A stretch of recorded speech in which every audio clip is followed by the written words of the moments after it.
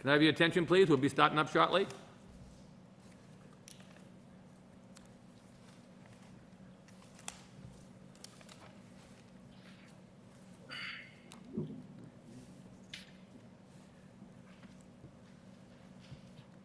Okay. Good evening, and welcome to the Lowell Planning Board for Monday, October 4th, 2021. The first matter on the agenda is the approval of the minutes for September 23rd, 2021. I believe staff is still working on those minutes, so I'll make a motion to continue those minutes for approval to our next meeting, which will be October 18th. I'll second the motion. Motion second by Mr. Lockhart. All in favor, say aye. Aye. Aye. All in favor? Any opposition? Hearing none. For those matters, we'll take up those minutes on September 23rd. So we have a site plan review and a special permit for 44 Rock Street, and we have a special permit and a site plan review for 116 and 128 Fletcher Street. By looking at these applications, they are both before us by Attorney Geary, and Attorney Geary has requested that we go forward first on 116, 128 Fletcher Street. So what that is to a structure to put in 11 residential units, and I believe the 44 Rock Street is for parking spaces for Fletcher Street. So at the request of the applicant, we, if the board has no objections, we can go forward on the site plan and special permit on 116, 128 Fletcher Street. All board members in agreement? Yes. Okay, thank you. Agree. So I will start by reading the advertisement for Fletcher Street. Site plan review and special permit, 116 and 128 Fletcher Street. James Orbis and Jeffrey Crowley have applied to the planning board for a special permit and site plan review approval to redevelop the existing structure into 11 residential units at the above address. The property is located in the UMU zoning district and requires special permit approval pursuant to section 12.1E for the proposed use, and site plan review pursuant to 11.4 to create more than 3 dwelling units. May we hear from the applicant, please? Yes, thank you, Mr. Chairman, and thank you for taking the matters out of order. It just seems to make a little bit more sense to do Fletcher Street before Rock Street. For the record, my name is John Geary of Geary & Geary LLP, 32 Church Street, Lowell, Mass. I'm here tonight on behalf of the applicants, Jim Zorbis and Jeff Crowley. Jim Zorbis is with us tonight, as is Paul Campbell from Chess Engineering, and also with us is Jim Jazokis, the architect for the project. As the chairman mentioned, we're here before you tonight seeking site plan approval and a couple of special permits for the property owned by the applicants at 116 and 128 Fletcher Street. In addition to the applications and the narrative, I have also provided the board with a site plan as well as elevation, floor plans, and a landscape plan. Mr. Campbell and Mr. Jazokis will review their plans with the board after my summary of the proposal. The parcel contains approximately 7,738 square feet of land, with an existing building which contains approximately 11,124 square feet of space. The building has been vacant for quite some time and is in disrepair. The applicant is proposing to redevelop the property into 6 two-bedroom and 5 one-bedroom apartments for a total of 11 residential units. The property is located on the corner of Fletcher and Rock Streets, with ingress and egress being on Fletcher Street by way of a shared curb cut with the neighbor, Leonard Electric. The previous use of the property was that of manufacturing and warehouse, neither of which are currently allowed uses within the DMU zoning district. This proposed residential use is compatible with the allowed uses within that district. The property is also located within the urban acre renewal program, the acre urban renewal plan district, and identified in that plan as a deficient buildings within the neighborhood, one of the deficient buildings within the neighborhood. The redevelopment of this property would allow for the exterior and interior of the property to be completely restored and brought back to life, while also providing much needed market rate housing and tax revenue to the city. As a previous application submitted by NG Development LLC for site plan approval and special permit was preliminarily before this board back in 2019. At that time, the previous applicant had received variances from the Zoning Board of Appeals for relief for lot area per dwelling unit and off-street parking. The approval was conditioned upon the developer securing 8 additional off-street parking spaces for the project, which they were unable to do and therefore gave up on the project. My client then purchased the property in order to pursue the development of the property as first proposed by that previous developer.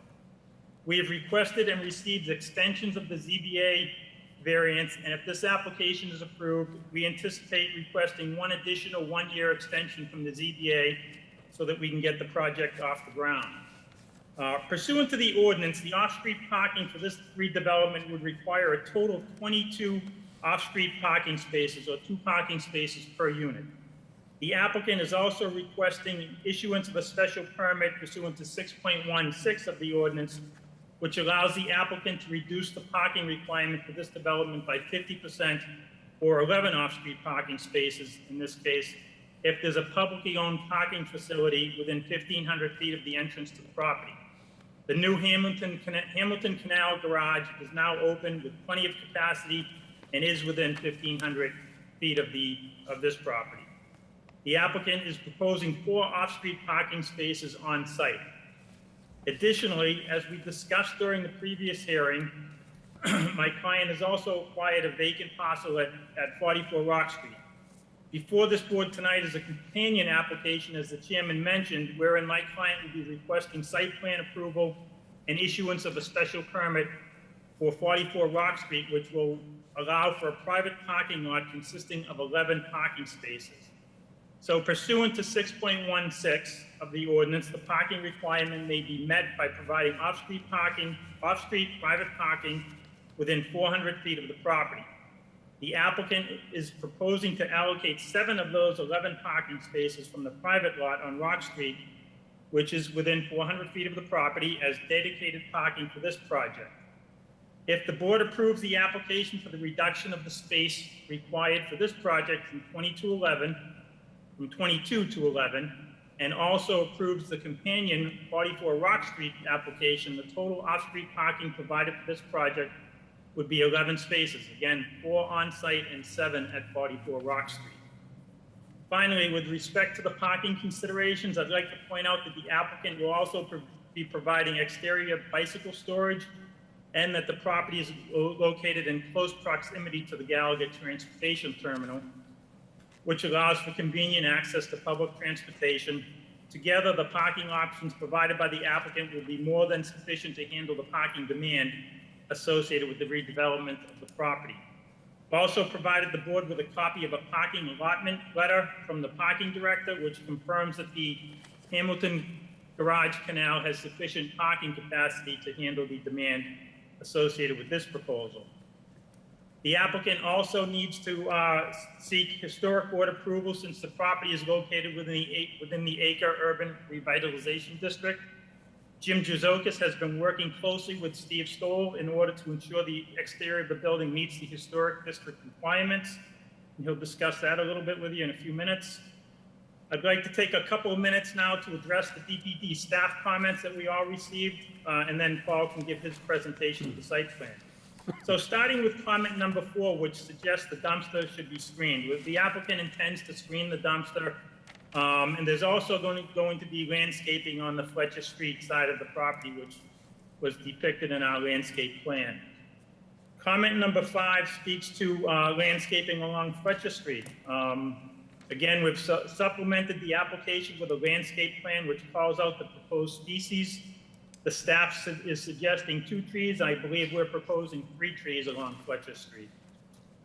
Comment number 6, the site plan does show the general location of the bike rack, but I believe that we have updated the plan to show our placement, the exact placement of the bike rack, which Paul will review in a minute. Comment 7, this comment suggests we provide interior area for packages and mail. So we've taken another look at this based on this particular comment, And I believe we found an area on the lower level Where the where hell is it gonna go? we can provide for that package and mail storage. Yeah. Comment number 8, the DPD staff notes that the application meets both the goals of Sustainable Goal 2025 and the goals of the acre revitalization and development plan. There's a note from the building commissioner in the comments that notes some concern with regard to the windows on the lower level. Those windows are code compliant, and Jim will review that with the board as well.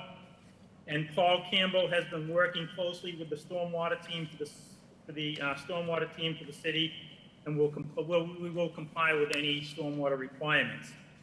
Ultimately, the proposal aligns with the master plan and Sustainable Goal 2025 by providing additional market rate housing to the city, as well as additional real estate tax revenues. I think we're good. The development also results in this property becoming more compatible to the neighborhood than what currently exists on the site. The restoration of the property along the busy Fletcher Street corridor within the Acre neighborhood meets the goals of the Acre renewal plan by bringing that deficient building back to life, and all of which result in the property being a significant enhancement for the neighborhood. So for those reasons, we request approval of the site plan and issuance of the special permit. At this point, I'll turn the meeting over to Paul so he can review the site plan, and then Jim will review the architecturals. Thank you. Thank you, John. I'll apologize in advance. I'm getting notice that my internet is unstable, so if I tend to break up, I can cut this very short. But as John had just mentioned, the existing site is a abandoned warehouse. The site's fully paved over. It's a small site, about less than 8,000 square feet, the building taking up half of it. We're proposing to provide 4 spaces on this property and 7 spaces at the 44 Rock Street, which is 250 feet away. We have deeded access to a passageway between the buildings on Rock Street and Fletcher, so no new curb cuts are proposed for this. In terms of utilities, we are relocating some of the existing electric and telephone services. We'll be doing a new gas service to the building, and the building is serviced by water and sewer right now, but we're proposing new water services that'll be approved by the Lowell water utility as a condition of approval here tonight. And in terms of stormwater, this property is a redevelopment project where the standard is to improve existing conditions. So like I said, the site is completely paved over. So what the Massachusetts stormwater standards looks for is for improving where practical. So we're proposing landscaping that'll improve both the stormwater runoff and the rate of volume of water coming off the site.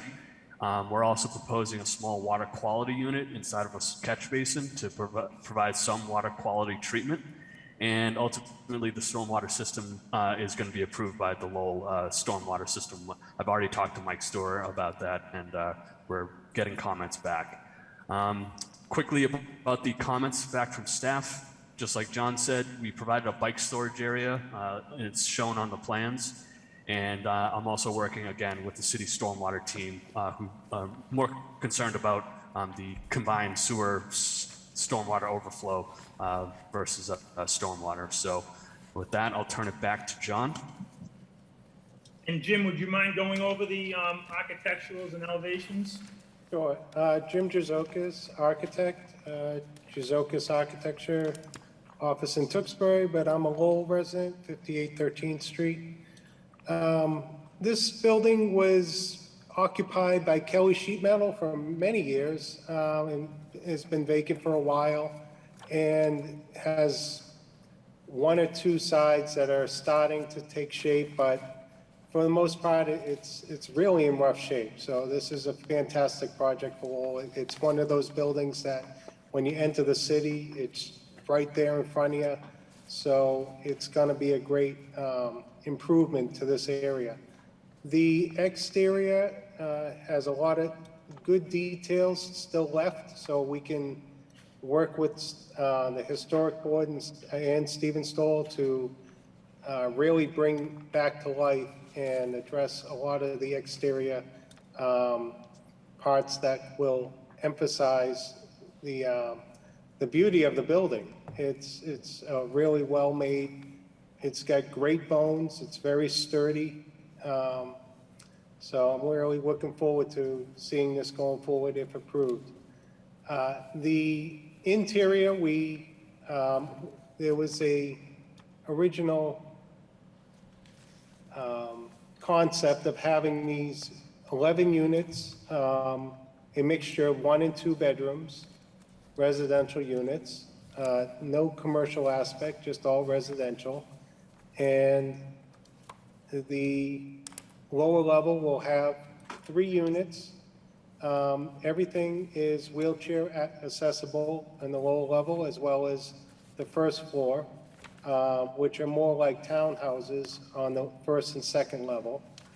And to address the comments from the city, yes, we will be working with the historic board to make sure that everything complies to their standards. As John mentioned, the package area, we can put that across from the mechanical room, which works out well because UPS or FedEx or whatever doesn't need to go beyond the main entrance, so they don't need to be granted permission beyond the security door to put packages down or secure the packages for the tenants to later pick up. The windows will also be addressed, that was brought up by the building department. They will be fully egress compliant. And other than that, I would happily address any questions from the board. So thank you. So thank you, Mr. Chairman. We're happy to answer any questions of the board or the public once you open up the meeting to the public. Thank you, Counselor. At this point in time, would anybody like to speak in favor of this project? Just come to the microphone, sir, and give us your name and address for the record. Thank you.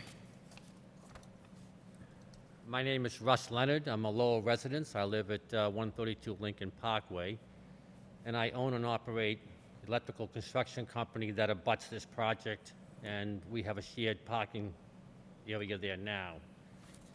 I have met with the applicant, as I did in 2019 when the original applicant came forward. I think the renovation of that building is going to be a great thing for our neighborhood. As I mentioned before, in 2019, I think it'll add a lot of value, and the building does look poorly at this point. My concern is that the same concern that I had previously in 2019 is that we're going to have apartments there now, which I think is fine, but that may mean we could have children there. And in the morning, it's chaotic because I'm backing vans out of that garage, and I'm a little worried about trying to secure that area and separate the two areas. I've had discussions with the 2019 applicant, and I recently had a discussion with the new applicant regarding the issue, who was open to the discussion. We had a lengthy discussion about it. I had proposed in 2019 to the original applicant and proposed again to the new applicant that a fence be erected in the center of that right-of-way. I talked to the city in 2019 about it, and that right-of-way's been abandoned for years and years, and the Kelly Sheet Metal Company and my firm, shared in that particular space.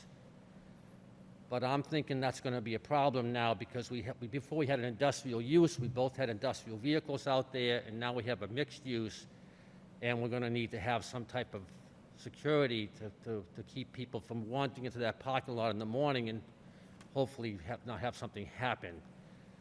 The city was open to us widening the curb cut on both sides so we get a little more space, and then erect the fence on the center of that line. Not out to Rock Street, but directly to the abutting concrete wall that separates the back part of the property. So the applicant would have the use of going in and out of that right-of-way onto Rock Street, which they would need. And I would have protection because that fence would protect us in the morning. We also have, sometimes we have supply trucks pulling in there. I just think it's gonna be a real problem if we don't have separation there. Secondly, if we don't have separation, we could have cars, tenants that might park in our industrial lot. And I see that as being a constant maintenance problem to prevent that from happening. So this idea, I think, is a simple solution to the problem. And the applicants seemed to be open to that when we had an informal discussion about it. But I'd like it to be added into I would ask the board to add it in as a condition to approval that this problem be resolved so that we don't have a problem moving forward. I don't want to bore you with the rest of those details, but I think that you have any questions for my proposal? I'm sorry, sir, I didn't catch Do you the have last any part. questions about my proposal, if you have any? So you're looking for a fence by the parking lot? Yeah, so the right-of-way goes straight in. Yep, so there's a fence there now? We have a fence on Fletcher Street Right. now. Right. And no separation between the two properties Okay. now. Okay, because the fence is on the street. So And if we then put you up, go in, okay. we don't use that right-of-way, so I if we got you. open the curb cut and we Yeah. put that fence, we both gain a little bit of space, obviously, a little bit more space there, a few feet on each side of our property, but we both own half of the right-of-way, as I understand it, anyway. I got you. So, and I'm willing to forego the entrance onto Rock because they're going to need that for accessibility, into their property. They can come off of Fletcher Street as well, but that Rock Street egress would be important to them. Plus, the applicant owns the property adjacent to that, the Betty Company as well, and I think that would be beneficial to his plans moving forward. We had it surveyed and marked off for this fence to be put up before, when we previously had this discussion in 2019. And the city was, the applicant went down and spoke to the city last week, and they seemed to be open to the fact that we could extend that curb cut without any issues, so that we both have the proper width to get in and out of those parking areas safely. The only other comment I would have, and it's not part of the condition, but my other concern will be that we may have to put no parking signs up in front of that building on Fletcher Street, because you might have people pulling up there and dropping things off at that building, which happens across the street all the time, and that is really going to block that intersection. So I think that's not part of my proposal, as another comment. Does I make myself clear on how that should work? Yes, sir. Yep. Thank you. You're welcome.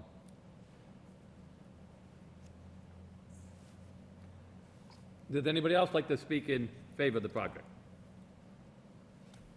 Anybody else? Anybody else? Anybody else?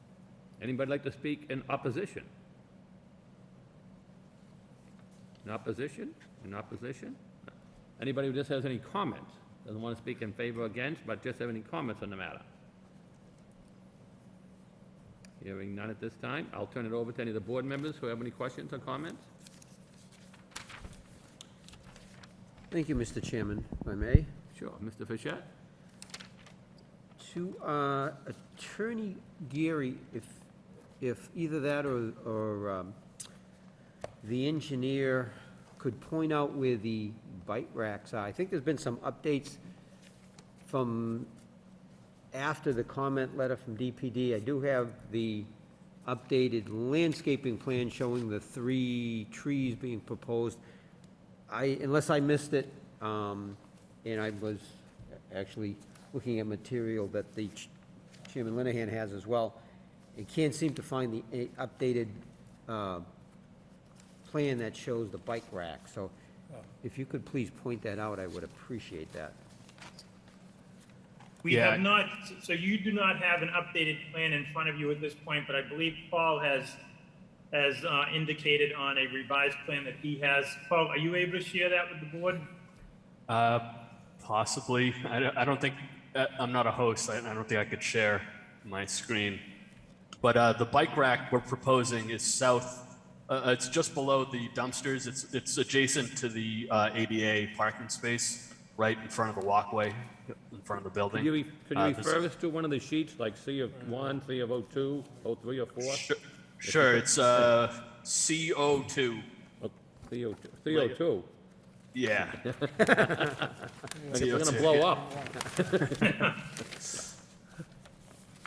So you'll see a note about a proposed bike storage area. We just dedicated some space, a little bit of pavement to where a bike rack can be installed.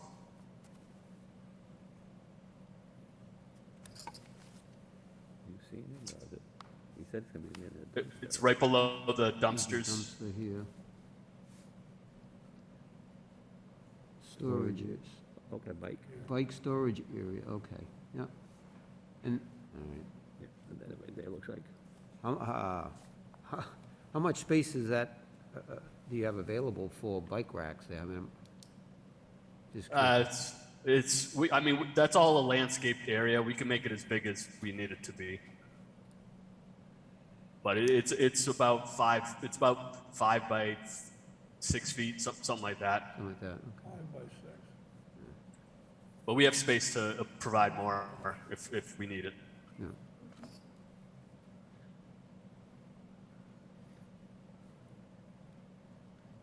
Because part of that landscaping plan is also how you're addressing some of the stormwater issues as well, right? Correct, yeah. So the entire site is paved today, so adding any landscaping is going to be an improvement over existing conditions with the landscaping. Right, right. In, to the concerns or the point that Mr. Leonard made regarding that apparently access drive, has there been, I don't know, either it's you, Attorney Gary, or whoever could answer the question, to what extent has there been communication? Has there been anything thought of revising any kind of a plan showing that? Attorney Gary, have you looked at, would it require then a variance for the curb cut, the width, or has any of that been looked at? Yes, so my client, Jim Zorvis, did speak with Russ Leonard, a few times now, and they did discuss that. That is, it sounds like a reasonable resolution to me and a sensible one, that they fence the property line off so that there's no interplay between the residential and the commercial. As far as the any variance for a curb cut, I think, Paul, you can correct me, but I think we're only at like 12 feet now, so I think there's plenty of space there if we need to expand our existing curb cut, still within the dimensional requirements of the code. Sure, okay. So my client is happy to accommodate Mr. Leonard's request, and it seems to make perfect sense. Yeah, it does. And again, the concern is always, and it's a very unique situation over there, where you have the mixed use. Ideally, you have mixed use with really a buffer zone that's less industrial in nature with residential. So obviously, there's some safety concerns, and there can also be some conflicts from just depending upon hours of operation and what's going on as well. But that is always the challenge with kind of a mixed use that's not necessarily as compatible as what you think of mixed use. So I think that's a reasonable request. And we do have the updated landscape plan, and I guess, unless I missed it, Peter, has DPD looked at this plan here? Is there any updated comment on I know in the original memo was looking for at least 2 street trees. They're actually proposing 3. I didn't know if anybody had actually had an opportunity to really review this, or? So Fran is the main staff member on the project, so she may have a little bit more insight, but to the best of my knowledge, she and I haven't talked about any changes she's seen on the plans or anything. She just got back yesterday, so. Yeah, okay, so there really hasn't been a lot of chance to review, okay. Okay. And we're happy to condition any approval on staff approval of the final landscape plan. Right. And you went through various segments of the original letter, comment letter. I agree with the fact that it's great to see the project come back before us. The parking was the issue the last time. Little unique, I would say, just Attorney Gary, we would be looking at, or I would be looking anyways, any kind of a conditional commitment would also include the fact that the Rock Street parking proposal has to be approved in conjunction with this, or something that has to replace the 7 parking spots that are being dedicated, if in fact that is approved. I think it's a good solution, but obviously we want to make sure that they're both tied to each other, because I think it's, or at least to the Fletcher Street. I guess you could have a parking surface there, a parking lot there that could be utilized, but, so that could have an approval in and of itself. But this project here really hinges, I think, on that, that parking area as well, so just. It does. They're companion applications, and I agree with that analysis. Okay. And then engineering, it sounds you've already talked to Mike Stewart. We certainly would want to see that there's, from the stormwater management, that they do sign off, obviously. And has there been any comment from the fire department at all? Yeah, no comments, so. Not to the best of my knowledge, no. Okay. All right, again, and I think, is it the Lowell Historic Board has to approve the architectural facade of the building, so I think, and I like what I see, what was presented here this evening, so at this point, again, it's a nice reuse of the building, and hope that we can move forward and make it economically feasible to develop the property. Thank you, Mr. Chairman. Thank you, Mr. Fischett. Any other board members? I have no questions Mr. Lockhart, no? on the bike store. Okay. Russell, any questions, comments?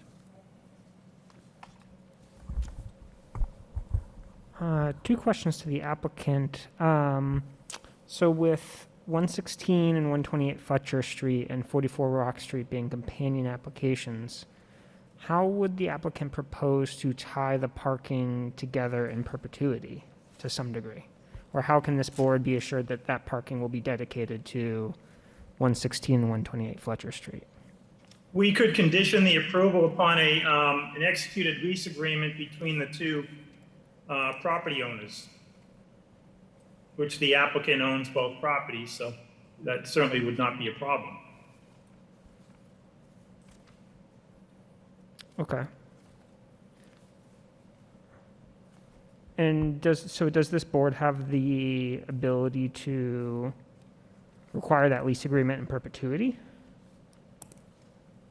Or what would be the length of time, I guess, proposed?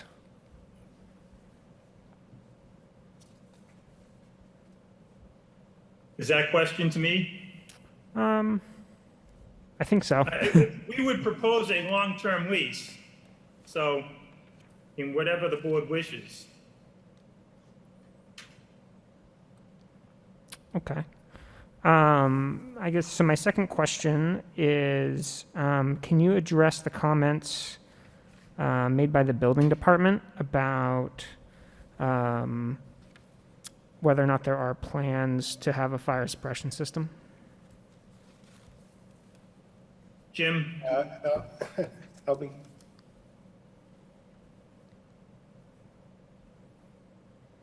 Am I on? Yes. Okay, good. All right, yes, the building is required to be sprinkled. So It can't go forward without being sprinkled. And typically what happens is the fire department wants the installer to also be the designer. So that will happen at the time of permitting. Okay, thank you. Those are all my, Russell? No? yeah, those are my questions. Thank you. Bob, any questions? No? No, not at all.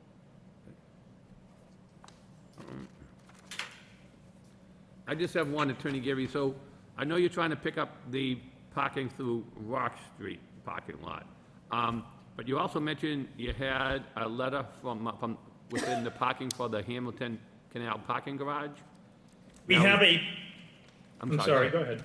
No, go Well, ahead. we have a parking allotment letter from Terry Ryan, the parking director for the city, that indicates that the Hamilton Canal Garage has sufficient capacity to handle any overnight parking demand associated with this project. So if the special permits are approved and the companion project at Rock Street is approved, we will fulfill the parking requirement by having 11 spaces. Right. But nonetheless, there is sufficient parking capacity at the Hamilton Garage, which is a little bit less than 1,500 feet away, in case that there are any other excess cars or anybody else, guests or whatnot. So basically, you don't have to have certain amount of leased parking spots in the Hamilton garage parking to satisfy the parking requirement if you got the reduction as well as the parking spots that you're picking up on Rock Street, if that was approved as well then. That's just saying correct. yeah, that's just saying there is overflow there if need be, guests, Right. whatever, maybe, okay, okay. So I know okay, that answers my question, all right. Thank you.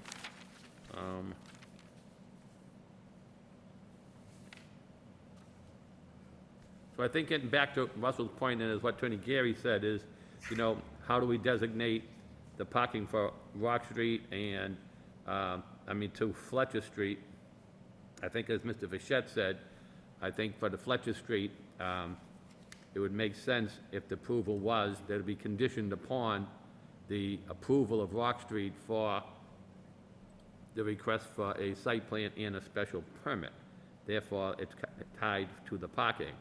And even though you do have a long-term lease, which would be very helpful to satisfy that goal, but also I think it would also satisfy the fact that if it's part of the special permit, you would still need to keep that special permit in effect to make sure there is the parking on Fletcher Street if both Fletcher Street and Rock Street were approved.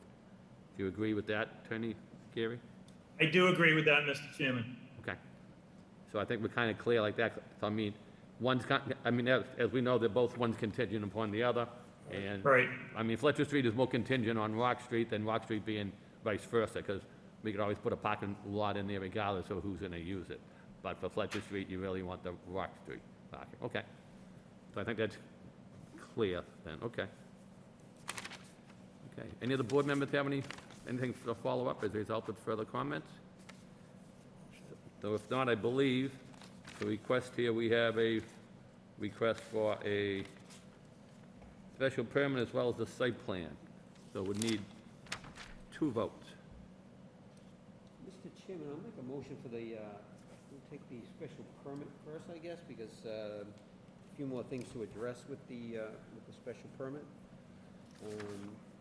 I would make a motion to approve the project with the following conditions, and that would be subject to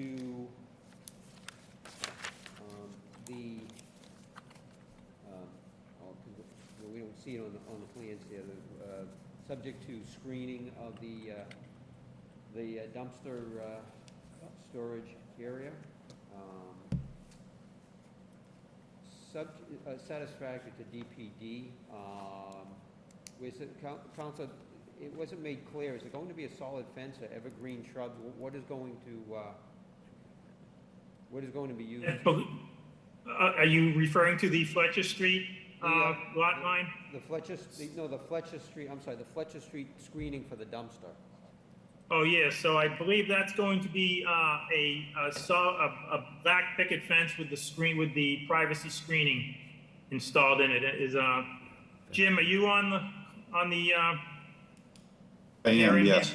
Yes, I And am. is that correct? That For is the correct. screening? Okay, so a black fence, chain link black fence with the privacy screening in it. That is correct. So, Thank you. And I'm sorry, so you said a solid fence?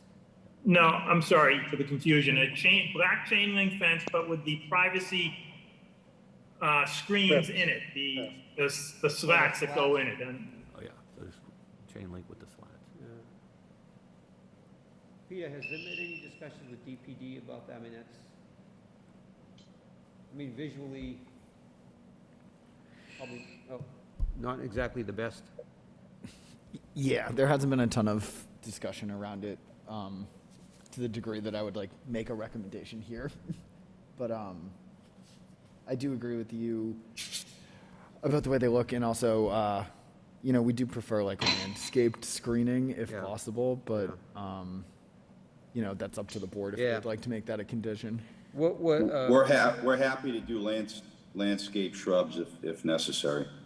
We plan on making it look, as attractive as possible, so we're happy to,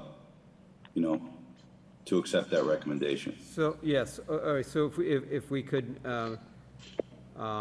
make that, the condition would be subject to the dumpster screening with a combination of fencing and evergreen shrubs, and to be approved by DPD. Again, if there's an impasse with that condition, they'll come back to the board.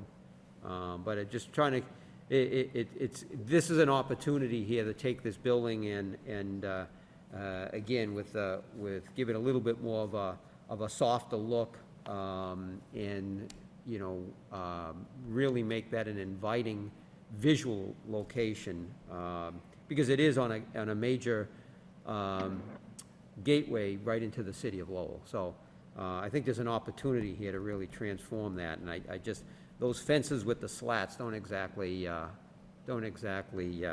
they have more of an industrial look than a residential look. Also, I would just say it's subject to final review and approval of the landscape plan by DPD, because they really haven't had a lot of chance to review it. Did see the third tree, 3 trees versus 2, which is great. Do appreciate that. Also, I guess the final placement, I know you're citing the area where you're gonna put the bike racks, but again, that final placement of those racks, how they will look, subject to revised site plan that will show that, and reviewed and approved by DPD. Again, if there's a problem, they would come back to us with that. And then, subject to approval by the city's stormwater management team,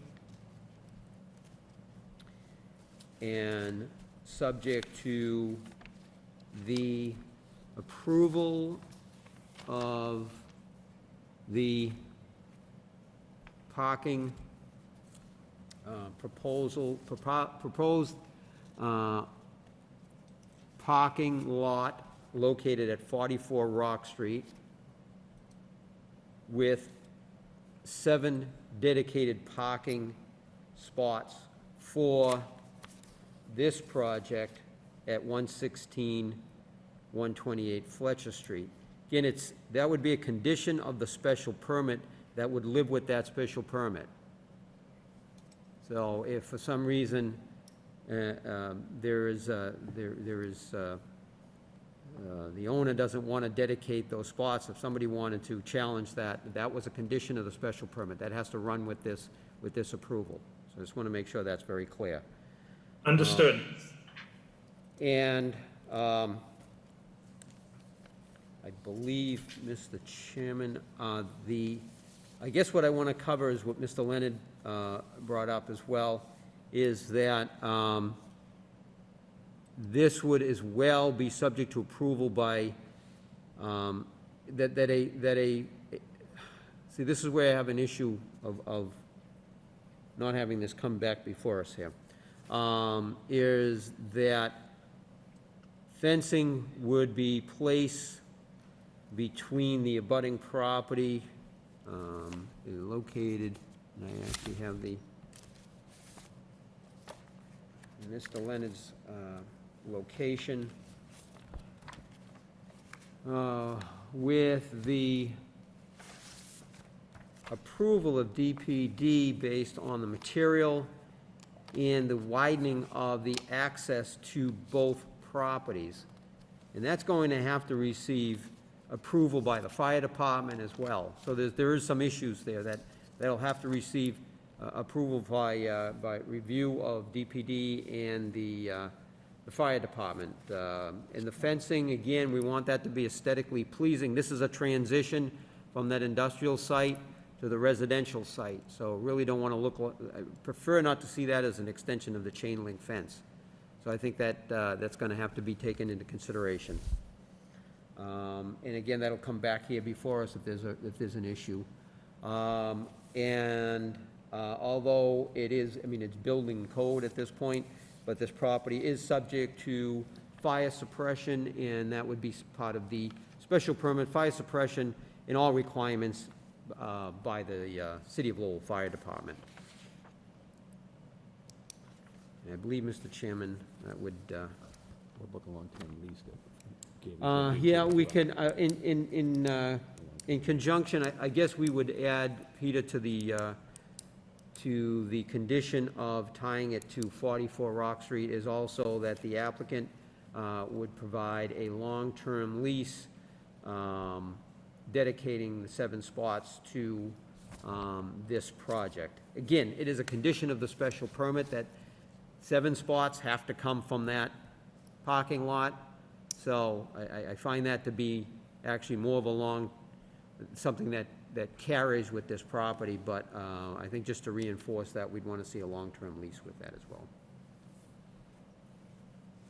Okay, we have a motion on the floor by Mr. Bichette for the special permit. Do we have a second? I'll second the motion. Motion was second by Mr. Lockhart. All in favor, say aye. Aye. Chair votes yes. Any opposition? Hearing none. The special permit, that carries 5 in favor, none against. Now we have a site plan to be reviewed. Mr. Chairman, at this point, I think I would make a motion to approve the site plan incorporating the same conditions that were placed on the special permit. Okay, so Mr. Fischett made a motion to approve the site plan with the same conditions as was just approved by the special permit. Second, Mr. Chairman. Second by Mr. Malovich. All in favor, say aye. Aye. Chair votes yes. Any opposition? Hearing none. That motion carries. Peter, any question on the conditions? If you do, just always feel free to ask us for clarification, and we'll try to go right back over them. So, we got the site plan's been approved, and the special permit's been approved. Sure. Okay? Thank you. Thank you, Mr. Chairman. Sure. We're just gonna take a 2-minute break, and then we'll go on to Rock Street, okay? Sounds good.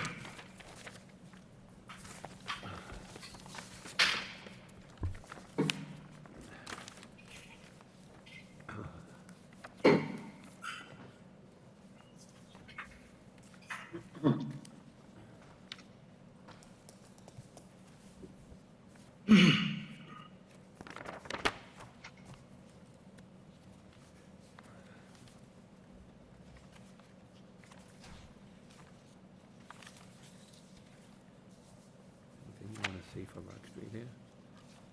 Let's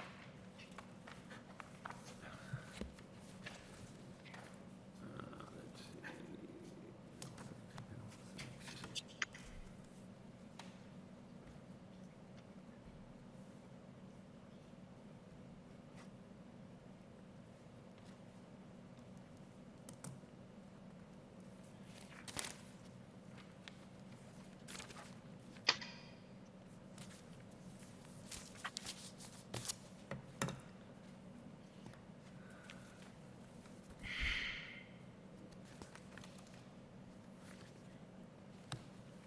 Chairman, this thing isn't working. I don't know whether it's not plugged in or.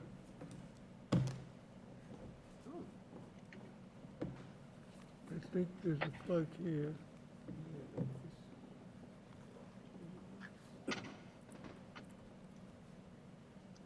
The two in the bottom, Jerry? Looks like there's two down here, right? And the two here?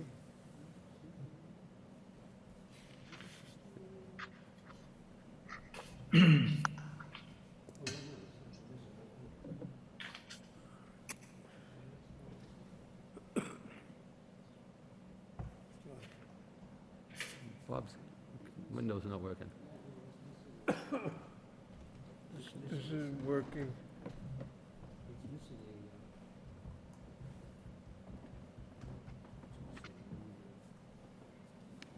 Not somebody, it's just a plug. There you go. The way you get paid the big bucks, huh? I was just gonna say that, thank you. Thank you, Mr. Chairman. Okay. Okay, moving along on the agenda. Oh, okay. Moving along on the agenda, the next matter is a site plan review and special permit for 44 Rock Street. James Zorbis has applied for planning board for a special permit and site plan review approval to redevelop the existing lot into 7 spaces, approximately 5,400 square feet parking area at the above address. The property is located in the UMF zoning district and requires special permit approval pursuant to section 12.6H for the proposed use and site plan review pursuant to section 11.4 to construct a parking area greater than 4,000 square feet. May we hear from the applicant, please? Yes, thank you again, Mr. Chairman. And for the record, my name is John Geary of Geary & Geary LLP, 32 Church Street, Lowell, Mass. I'm here representing Jim Zorbis and Jeff Crowley. And again, with us tonight is Paul Campbell from Chess Engineering, the engineer for the project. As the chairman mentioned, we're here before you tonight seeking site plan approval and a special permit in order to, for the property located at 44 Rock Street. We've provided the board with the applications, the narrative, a site plan, landscape plan, and a rendering of the parking lot showing what it will look like once completed. Paul will review the site plan with you again once I'm done with my presentation. But summary of the project, the property consists of a vacant parcel of land containing approximately 5,400 square feet of land in the UMF zoning district. The lot is currently a fenced-in vacant lot consisting of loose gravel. It's an ugly site right now. The sidewalk in front of the lot is in disrepair. And as the board knows, this application is being presented in conjunction with the redevelopment of 116 and 128 Fletcher Street, so as to provide for the additional off-street parking for that project. The proposed parking area would consist of a total of 11 parking spaces, of which 7 would be allocated for the sole use of the proposed development at the Fletcher Street project. Property is located within 400 feet of the Fletcher Street property, which allows the applicant to use the parking associated with this lot to offset or fulfill the requirements of the off-street parking requirements for Fletcher Street. If the board approves the application for the reduction of spaces required for the Fletcher Street project, which we just did, from 22 to 11, and also approves the 44 Rock Street application, the total off-street parking required for Fletcher Street would be 11 spaces, 4 of which would be on site and 7 would be at this 44 Rock Street site. The reuse of this lot as a private parking lot will be a significant enhancement to the neighborhood. The finished product will result in this vacant, very unattractive lot being converted to a nicely landscaped, maintained and managed parking facility, private parking facility or lot. And it will allow for some additional off-street parking for the residents of the 116, 128 Fletcher Street project. The applicant also requires relief from the Zoning Board of Appeals as a lot line setback where we're required to have 3 feet from the lot line. We only have 1 foot. So we'll be before the Zoning Board of Appeals on October 14th for that request. In review of the staff comments, starting with comment number 3, which speaks to landscape open space requirement. Paul will go through this in detail, but we're providing sufficient landscaped open space. We have slightly over 4,000 square feet of paved area, and therefore require 2 shade trees according to the ordinance. As you can see by looking at the landscape plan, we can only provide 1 shade tree in the right rear corner. However, we are proposing a significant amount of shrubbery on both side lot lines and the rear lot line. So we hope that will suffice, and we can approve this plan with 1 shade tree. Comment number 4 speaks to the screening requirements. The applicant's proposing a 6-foot high black chain link fence with the inserts for screening.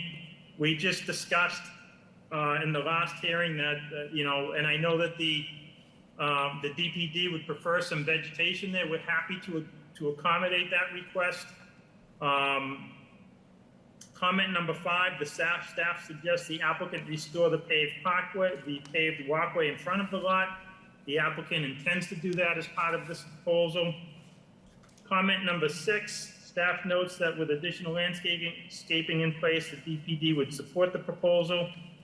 So as I mentioned in the other hearing, since the comments came out, we have provided the landscape plan, and we think we satisfy the staff's concerns, but we're happy to accommodate any additional requests there.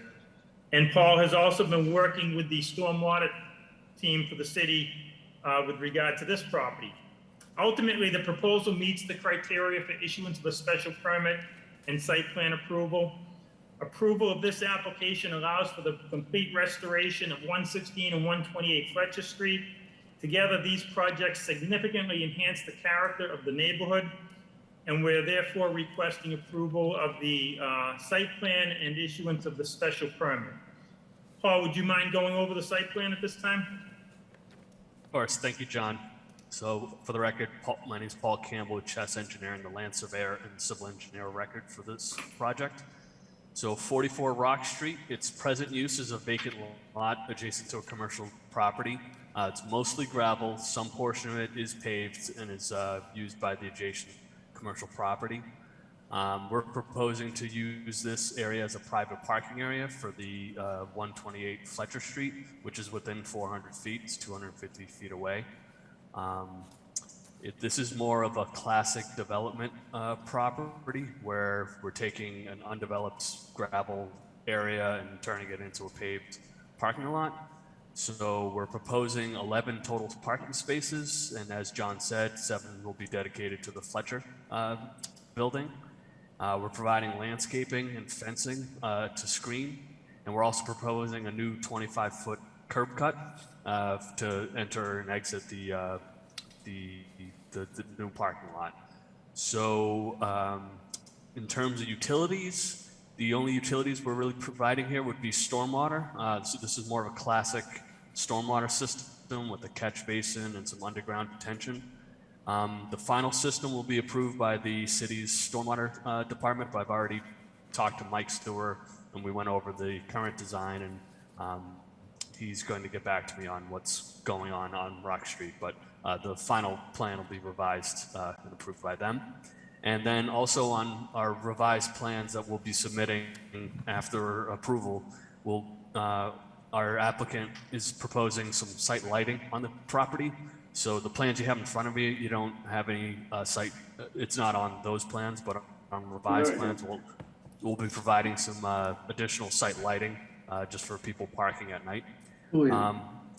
And then, so in terms of responding to the staff comments, John addressed the shade tree, the site constraints that we have there. Our revised plans will be showing what sidewalk improvements we'll be making. We're replacing curb and repaving the sidewalk in front per their recommendation. And also, it'll address the landscape requirements. So as John said, we have about 4,000 square feet of parking area. So we're required to have about 208 square feet of landscaping, and the current plans provide 1,000 square feet.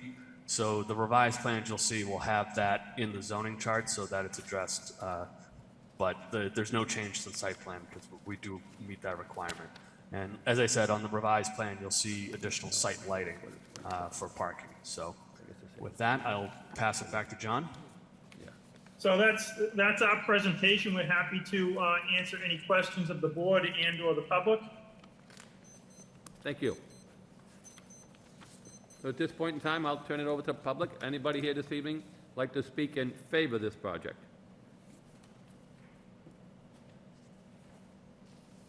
Russ Leonard, 132 Lincoln Parkway, and I'm also an abutter to this project.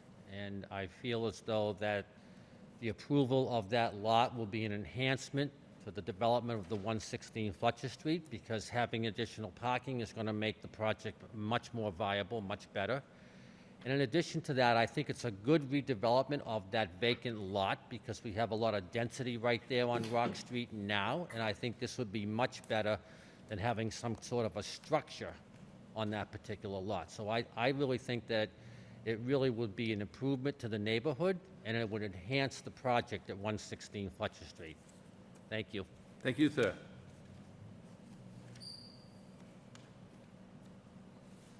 Anybody else like to speak in favor of this project? In favor? In favor? In favor? At this point in time, anybody like to speak in opposition? In opposition? In opposition? Anybody just have any comments? Anybody have any comments? Hearing none, at this time I'll turn it over to the board. Members. Mr. Chairman? Yeah, Mr. Fischett? Right. Attorney Geary, I just want to make sure, so the revised plan is, wait, you can see this. I'm assuming is the plan that shows up basically side by side with the revised landscaping plan for Fletcher Street. You're not referring to anything else, is that correct? That's the supplemented landscape plan that we submitted, yes. Okay, all right. Just wanted to make sure I was looking at the proper document. Didn't know if there was anything else more elaborate submitted from, similar to the original plan. Okay. Once again, Peter, I was just going to ask, I don't believe, because we haven't received any feedback from staff, really haven't had a chance to review that, is this correct? Okay, all right. All right. Yeah, there's no question about it. It's an improvement to the site. It's actually needed. The parking is needed.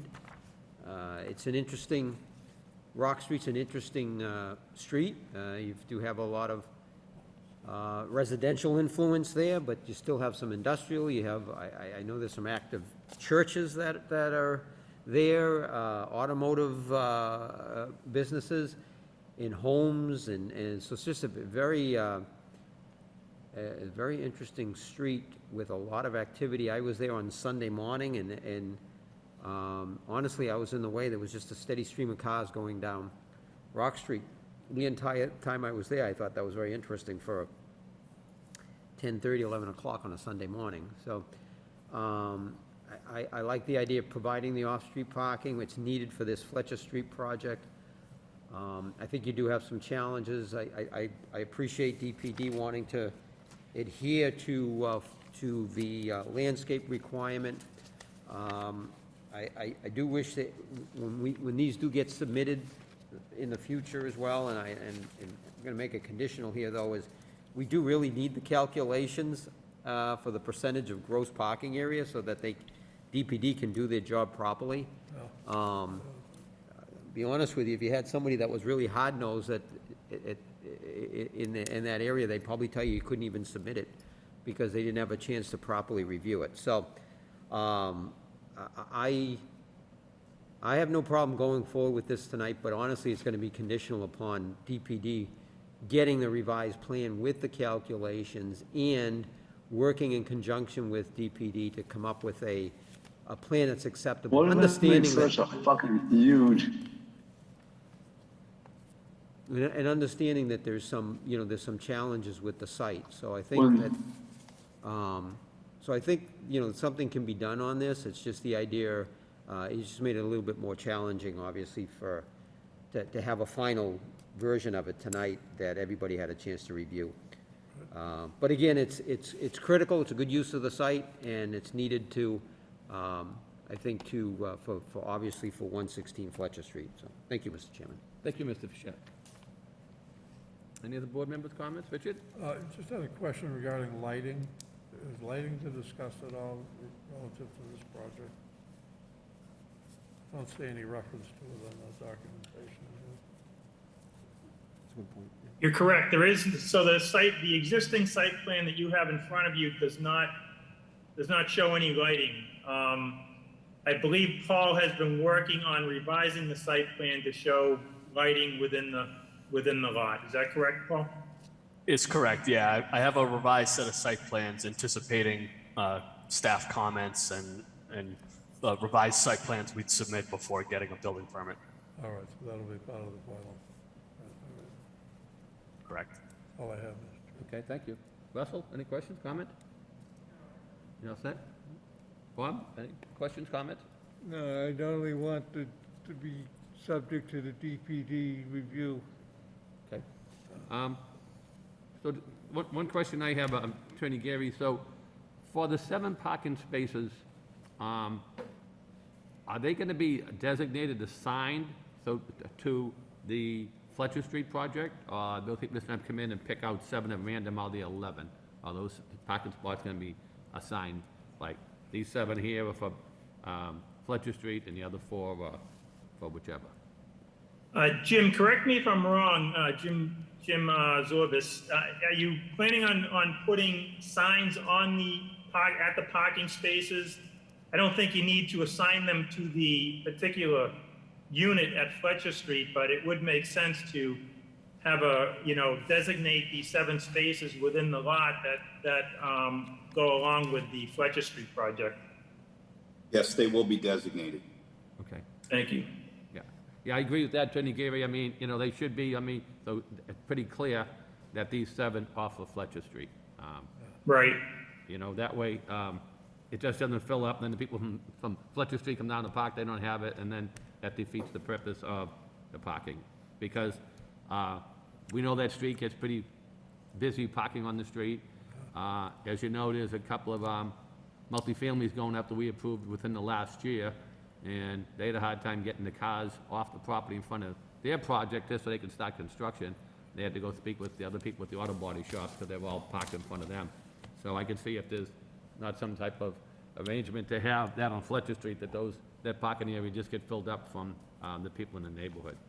So there's gonna have to be some type of designation for that on the Fletcher Street approval. Okay. Right. Besides that, I don't have a problem with the 1 tree, as long as you put the shrubage in there. I think that'll help pick it up. The lot itself is in, tough repair. I've been up there a couple of times. I know there was a big dumpster there when I was there, and it had a lot of different other type of construction debris on that lot.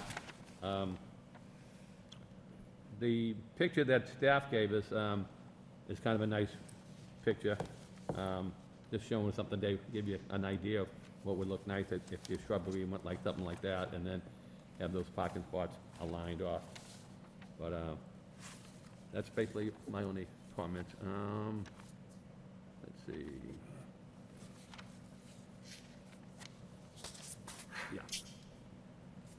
Yeah, that's all I have to add. Any of the board members have any follow-ups? All I have. Okay. So we do have 2 votes, one on the site plan and one on the special permit. Mr. Chairman, I'll make a motion to approve the special permit with the following conditions. That the applicant will restore the sidewalks in front of the parking lot to city standards.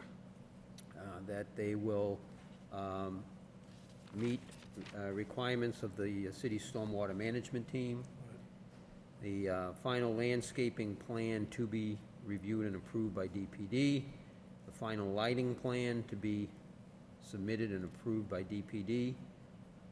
And 7 parking spaces will be allotted and marked dedicated for the project at 116, 128 Fletcher Street.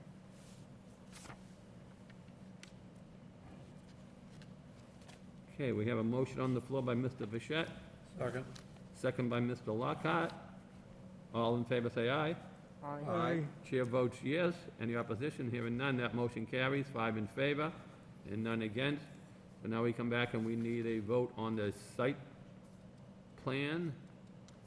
And Mr. Chairman, again, make a motion to approve the site plan incorporating the conditions that were placed on the special permit. Okay, so we have a motion on the site plan by Mr. Bichette with the same conditions, Second. second by Mr. Malovich. All in favor, say aye. Aye. Chair votes yes. Any opposition? Hearing none. That vote carries as well. 5 in favor, none against. Good luck and wish you well. Thank you all. You're welcome, Counselor. Okay.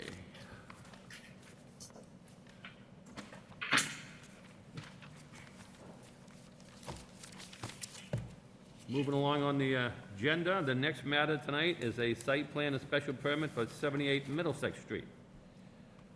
78 Middlesex Street LLC has applied to the planning board for site plan review and special permit to approve the, for approval to convert the existing building at the above address into 26-unit residential structure. The subject property is located in the downtown mixed-use zoning district. The property requires site plan review approval under section 11.4 to create more than 3 dwelling units, and special permit approval, Article 12(1)E, and section 11.31 for the proposed use from the planning board. May we hear from the applicant, please? Yes, thank you, Mr. Chairman. And again, for the record, my name is John Geary of Geary & Geary LLP, 32 Church Street, Lowell, Mass. I'm here tonight representing the applicant for the petition before you, 78-80 Middlesex Street LLC. And with us tonight is Justin McFarlane, one of the principals of the LLC. His partner, Joe DeGangi, is not available tonight. He had a conflict. We also have Brian Godreau from Hancock Associates, the engineer for the project, and Alex Yoon of Monty French Design Studios, the architect for the project. And as you mentioned, we're here before you tonight seeking a site plan approval and a special permit for property owned by the applicant at 78 Middlesex Street. We received some valuable feedback from this board back a couple months ago with our pre-hearing. We did our best to incorporate any suggestions of the board from that hearing, and we believe we did do that. The materials that we provided in advance of the hearing, including the application plans and especially the narrative, provide a thorough explanation of the project and how it meets the criteria for issuance of the special permit and approval of the site plan. I'll briefly summarize the project for you, and once I complete my presentation, Brian and Alex will go through their portions of the presentation. So 78 Middlesex Street is a 13,217 square foot parcel of land improved with an existing 3-story building. The property was occupied most recently by the Club Fitness Center for many years, but has been vacant and unused for the last several years. The property is located in the downtown mixed-use district, the DMU district, and is also within the Jam Plan area and the downtown historic district. The site is directly across the street from the Edward J. Early parking garage and is in close proximity, roughly a half a mile to the Gallagher Transportation Terminal. And is also within a short walking distance from numerous downtown and downtown adjacent amenities. The applicant proposes to redevelop the property into 26 residential units with a mixture of studio, 1-bedroom, and 2-bedroom units ranging in size from 514 square feet to 1,007 square feet. In addition to the residential units, the project will include a pool, a fitness center, tenant storage area, an elevator, and bicycle storage. The applicant is also proposing to repurpose the paved area on the west side of the lot to be used as a fenced-in pocket park with green space, a walkway, and benches for the tenants, the use of the tenants. Additionally, the applicant will be providing a bike scooter share program in conjunction with an ongoing development at 160 Middlesex Street, which is presently under construction and owned by one of the developers of this proposal. The redevelopment of this site is another key piece to the realization of the vision of the GM plan that was instituted so many years ago. The proposal significantly enhances the character of the neighborhood. It aligns with the goals of the master plan and sustainable role of 2025's housing choice and micro-mobility aspects of that plan. And once the building is fully occupied, it will be an economic stimulus to the immediate neighborhood and the downtown in general. So for these reasons, and the detail provided in my narrative, we feel we meet the criteria for issuance of a special permit and approval of the site plan, and we request approval of both tonight. The staff did have some comments, so I'd like to take a few minutes to go through those comments. And I think starting with comment number 8 is the first comment that requires a response. So comment number 8 asks the applicant to address the trash recycling component of the project. So the applicant will be providing a dual zone dumpster for collection of both waste and recycling. The dumpster will be located in the rear of the pocket park area and scheduled for weekly pickup. The waste management company will access the dumpster through the alleyway to the southern end of the property. Comment number 9 and comment number 28 speak to the setback of the pocket park and some tree plantings. So in further discussions with Steve Stoll and the DPD, we believe that it's best to align the pocket park with the front of the building with no setback from the sidewalk. So it will be flush with the front of the building running along Middlesex Street. Brian will review that site. Brian and Alex will review that aspect of the project in a few minutes. The applicant is able to plant a shade tree at the top of the pocket park inside the fenced-in area, so we're happy to accommodate that request. Comment number 10 references the bike scooter share program. Again, the applicant will be establishing a bike scooter share program through B Mobile, that's BEE Mobile. They're an established micro-mobility solution vendor. The program will be shared between 160 Middlesex Street and 78 Middlesex Street, this project. The share program is a great amenity to the tenants of both buildings and provides a fantastic micro-mobility solution for tenants to get around without a vehicle. Comment number 15 speaks to the variance that is required for lack of off-street parking. So we're before the ZBA on October 14th for a request for a variance for lack of off-street parking. The project requires 26 off-street parking spaces, or 1 space per dwelling unit, according to the ordinance. The applicant cannot provide any off-street parking. However, we have provided the board with a parking allotment letter from the city parking director, which indicates that there's sufficient availability for overnight demand at the early garage, which is directly across the street from this project. We also are in very close proximity to the Gallagher Transportation Terminal and many other neighborhood and downtown amenities, such as the bus route, which offer tenants without a vehicle various options in terms of transportation. Ultimately, we do not believe that the lack of off-street parking is a detriment to this project. In addition to the ZBA variance, we're also going to need historic board approval, and we will be scheduled to be heard before the historic board on October 18th. Comment number 29 suggests an alternate to the atrium space within the building. The developer and the architect feel strongly that the atrium as designed is the best fit for this building. And I'll let Alex get into that in a little bit more detail as he reviews the floor plans. Comment number 30 suggests that there be a public aspect to the pocket park, and if not, then the developer should make the sight lines into the park more visible. The developer is not willing to allow any public aspect to the pocket park.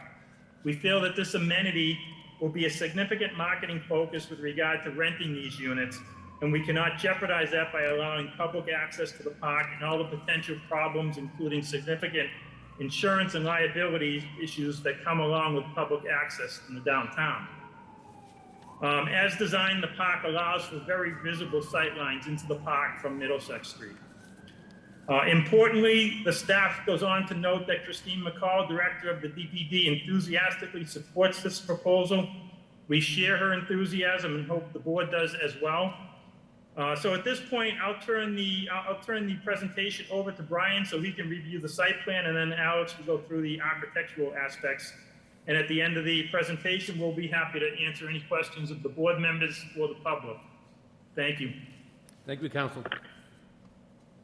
Thank you, John. For the record, Brian Goodrow with Hancock Associates, and I'm going to share the site plan very quickly.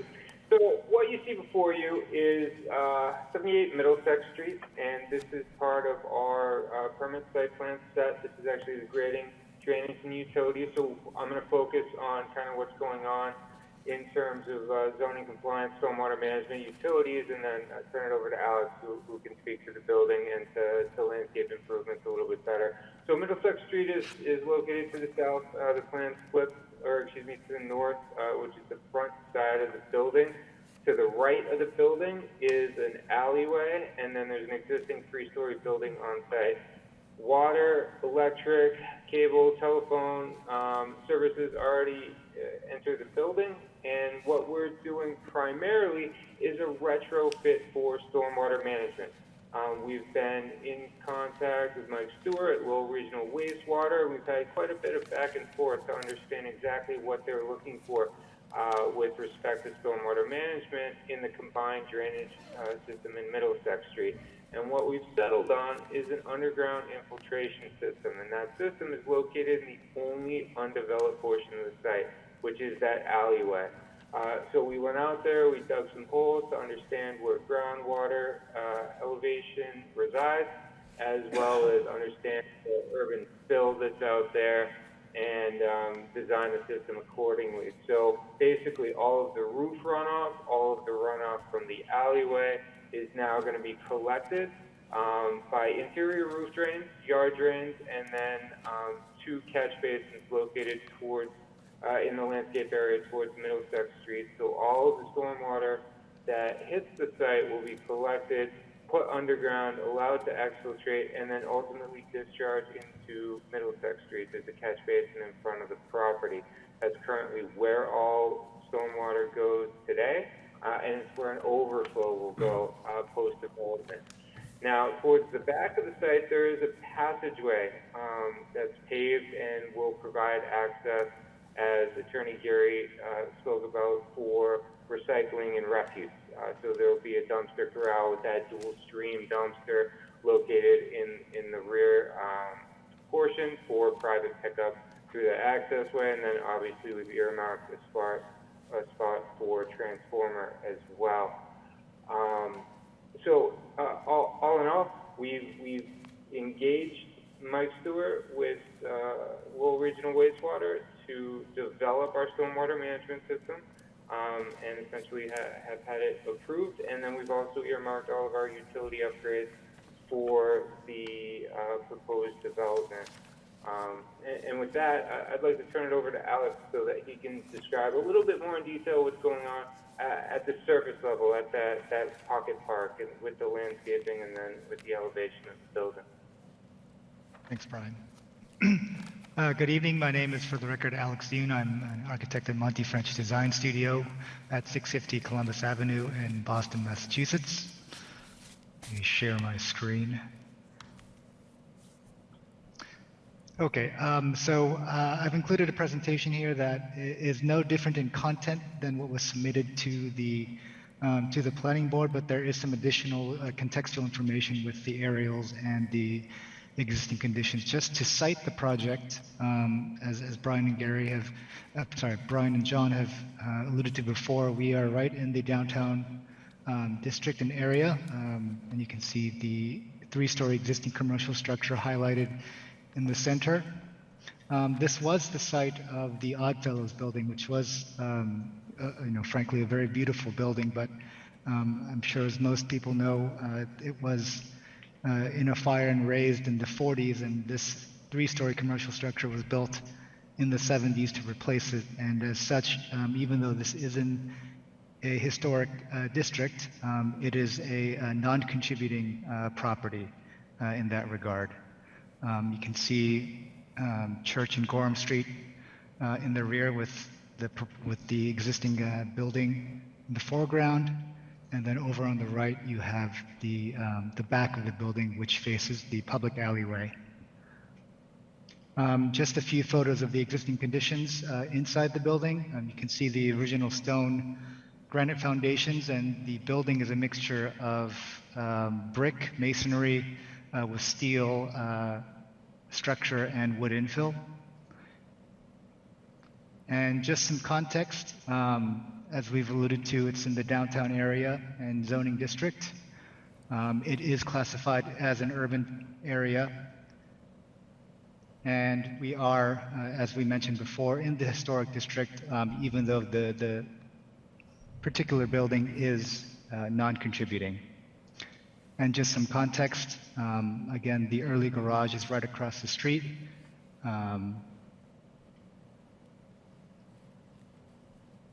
And our building is in the rear 78 Middlesex with the empty lot adjacent to the right, and then 74 Middlesex to the left, which is this sandstone building here.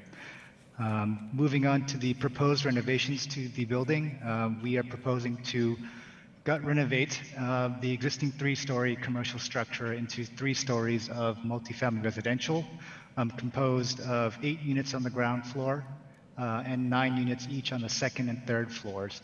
And alluding back to John's comment on the purpose and the design intent of the atrium, the building is quite deep. The building is 90 feet by 90 feet square. And given its depth, it's very difficult to get daylight and to properly lay out the building and its units with proper daylighting, given its just square proportion. And so the addition of this new cutout courtyard and atrium is designed to give more daylight to these units that are proposed. This is the architectural site plan. As Brian had shown, this is oriented in reverse, so the Middlesex Street is on our south, and so this is facing due south now. But the pocket park on the right, and you can see the proposed landscape plan, which we will get to in a later slide, showing the proposed revisions based on DPD comments. We have the transformer and trash areas all fenced, with the trash and transformer areas proposed to be screened as well, and a loading area off the public alleyway. We have the main entry right off the street. The existing building is and structure is intended to be kept with the recladding of the front, and as mentioned, the complete gut renovation of the interior here. Speaking briefly on the landscape plan in the pocket park, we've proposed, or in conjunction with Verdant Landscape Architecture, propose a series of perimeter low-lying hedges and bushes. You can see over on the right a series of bayberries that line the street-facing part of the park, as well as along the periphery of the existing building, to provide some privacy to the tenants on the ground floor, and a path directly from front to rear, which will lead to 8 visitor and outdoor bike racks. Along the side, we have a collection of other flora, and then I'd like to, I guess, switch over to a planting plan. There are 3 existing trees, basically just adjacent to our site on the lot next door, which are these 3 circles. We are proposing, based on the DPD comments, to extend this fence back towards the lot line, towards the sidewalk. And so, as you can see in this illustration here, in the sketch, this is the existing building with the proposed renovations to the facade. We are proposing to align the fence to that building, to the street wall, extend the park all the way out to the boundaries of the property, and then also add a shade tree in this corner of the property here. We propose 1 shade tree. I think if we were to offer or proposed two, I think that would limit the size of these trees. I think we are in support of providing shade and some streetscape improvements, and we believe that given the number of years that this project will be serving the community, that this tree will grow into a proper size, and having two trees would limit its size and the shade that it provides to the sidewalk. You can see in the dashed line along the perimeter, that is the extent of the proposed fence. The fence that we are proposing is a black metal picket fence, and so it's very transparent and will allow views out from the park and into the park. And in the rear portions, where we have the transformer and trash area, we will screen that area for privacy, so it's not visible from the street. Going to the ground floor, there is actually an existing, going to the basement and the proposed plan, there is an existing pool as part of the former fitness club that we are proposing to repurpose into the amenity area for the project. Just north of that, we have the fitness area, and then to the right, we have some restroom and shower areas for this amenity space here. To the right, we have dedicated tenant storage stalls where we propose that each tenant will have their dedicated bike parking in the storage unit rather than having a dedicated bike area. Excuse me. Going to the ground floor, we have a large lobby as you enter Middlesex Street, from which you turn into the elevator and stair lobby, which takes you up into your units above. On the ground floor, we have 8 units, a mixture of studios, 1 bedrooms and 2 bedrooms. And then as you can see, this is the proposed cutout where we have a atrium with a skylight that is providing providing daylight into the pool. I will return back to the courtyard design in a moment. On the second floor and third floor, we have 9 units with the area of the lobby and entry being taken up by the unit. You can see that we've put great care into the elevations on the street wall to create a more robust and robust architectural design that we think will be a great contribution to the street wall of Middlesex Street. We do not propose anything on the roof. It will be a flat membrane roof with a collection of rooftop mechanical condenser units for the air conditioning of the project. This is a street wall elevation of the proposed redesign. As you can see, this is not a historic restoration or renovation, but rather a kind of reinterpretation using brick and a mixture of large format cementitious paneling to evoke a strong frame and order to the proposed project with large windows and expansive openings that highlight the brick character of this proposed new design. We have set the first floor back 4.5 feet to provide some hedging and fencing to provide some privacy to these ground floor units that are street facing. This slide just shows the existing conditions now with the existing elevation and then the proposed street wall above.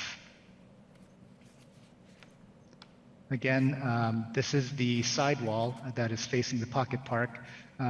We have a structural engineer on board, H&O Structural Engineering. We have yet to engage them, but we will do a series of feasibility studies to determine the extent of openings that we can punch through this existing brick wall. And so this window layout that's shown in this elevation is not final, but it is illustrative and intends to show the extent and scope of new windows that we plan to show in this project. You can see, again, with the existing elevation, the existing conditions to the left, and then the proposed west elevation. And again, with the south elevation facing the public alleyway, again, this is a kind of party wall existing brick wall that we propose, again, to study closely with the structural engineer and propose new openings.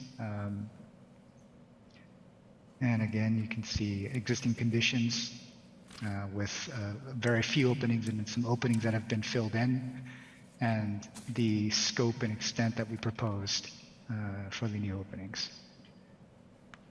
A couple of exterior renderings.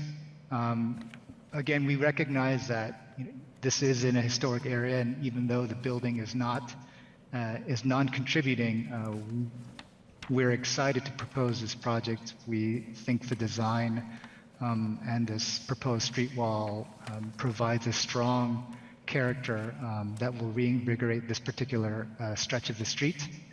And I think we can't hope to replicate the Oddfellows building, given its Beaux-Arts grandeur that once was, but we are still quite excited to propose this design here.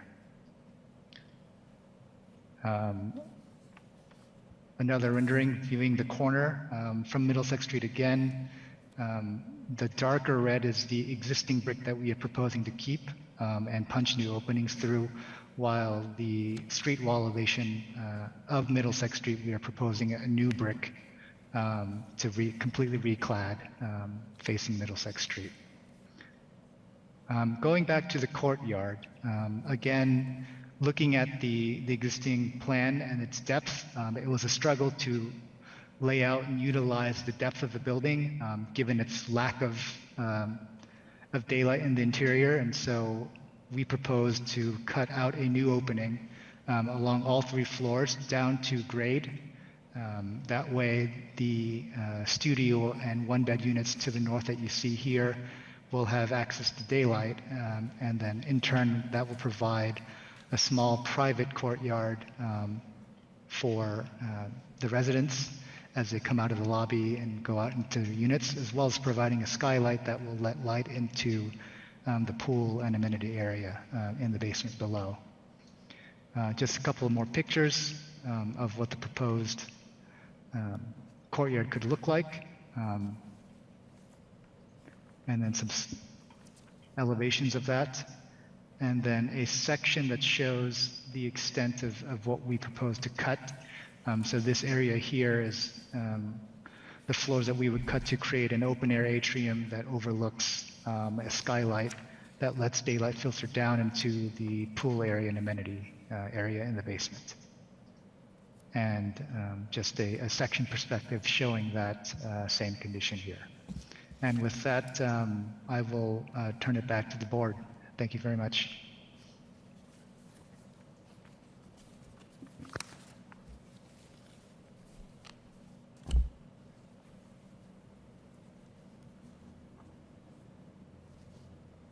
So, Mr. Chairman, that's our presentation. If, again, we're happy to answer any questions of the public or the board members. Thank you, Council. At this point in time, I'll turn it over to the public. Anybody here this evening would like to speak in favor of this project? Anybody in favor? In favor? In favor? Hearing none. Anybody in opposition? In opposition? In opposition? Hearing none. Anybody with any questions or comments? Hearing none. At this time, I'll turn it over to the board members. Any of the board members have any questions, comments? I have one question. Mr. Lockhart? Chairman. In the Pocket Park, I see no indication of any outside lighting. Is that part of the plan? It is. So on sheet 3 of the plan set, on the left-hand side, there was kind of a schematic landscape plan, and as a part of that, we also indicated lighting, and lighting is proposed as wall packs on the building. All right, I missed that as well.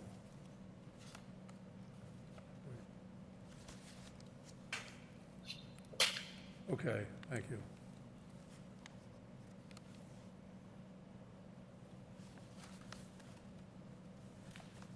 That's all I have. Okay, thank you.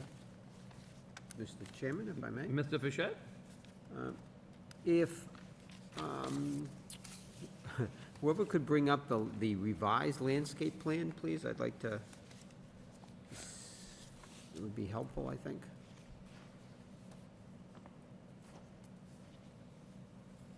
I don't, there we go. So then if I go to the comment letter from DPD, I'm just looking for some clarification on, I believe it was number, bear with me just a moment, counsel.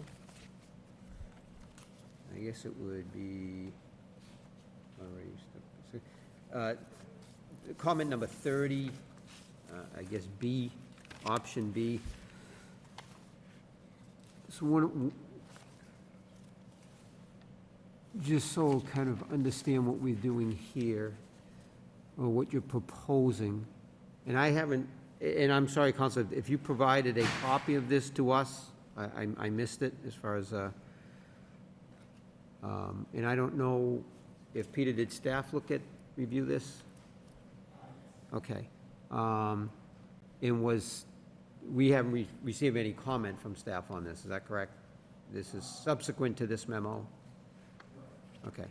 So what it looks like's happening here, and it's actually you're gaining some more space within that area, but you're bringing the fence up to the sidewalk, and the tree that staff was proposing on the side, you're putting inside the park, inside the fencing, just so I understand what we're all, so basically, option A and B is not, you've done a modification, so to speak, of a hybrid of option B, is that correct? Just so I kind of. Yes, that's correct. So you're correct, Mr. Fischett. You have not seen this revised landscape plan. This was done in conjunction with comments from Steve Stoll, and then in his conversations with the DPD staff. Sure. So this is something you have not seen, but you are correct. It's essentially a hybrid of the comments. We're bringing the fence flush with the building. Yep. We're proposing some greenery along the rear, right behind the fence. The shade tree up at the top part of the pocket park, as you see. There are, as Alex mentioned, there are three existing trees right on the lot line, but on the abutters property to the rear of the pocket park. So there's, it's 4 trees in this fairly small area. Sure, no, understood. I think we were talking at the pre-application hearing is out of the control of your client. If those other 3 trees in the rear go down or are taken down, it changes the whole look and feel of that. But you'd have to deal with that, I guess, if that was to come to fruition, I guess, at that point. Right.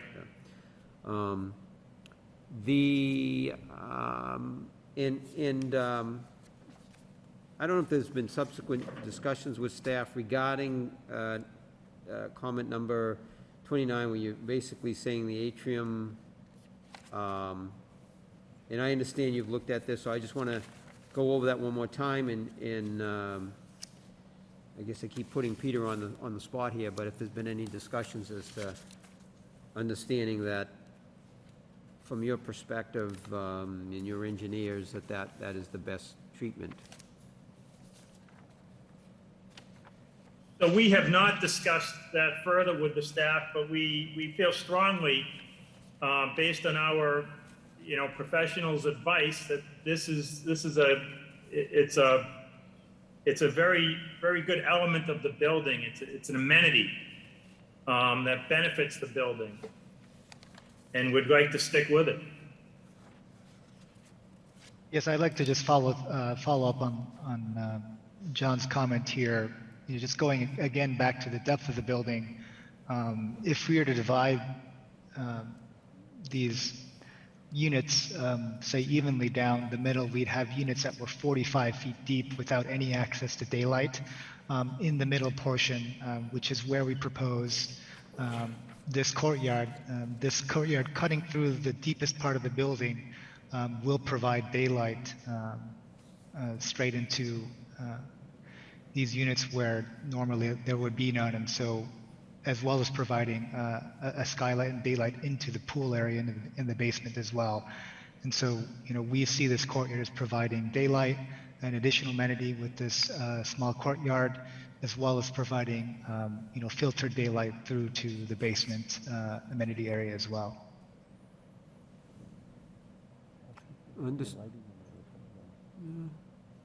Now, that would be, if I'm understanding it, that's open. Is there any covering over that whatsoever? No, there's no covering over this three-story atrium. There's only a skylight at grade, which you see in this rendering on the left, and then this entire courtyard area would be detailed basically as a flat roof deck with proper drainage.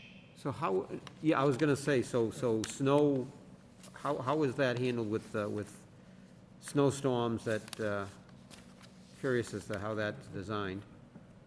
I think to some degree there will have to be snow management with any horizontal surface, but essentially it will function like a roof would. It will be detailed as such to be a robust draining flat roof, and then covered with pavers and finished material to provide the visual barrier for the tenants. It's an interesting feature. I absolutely understand that.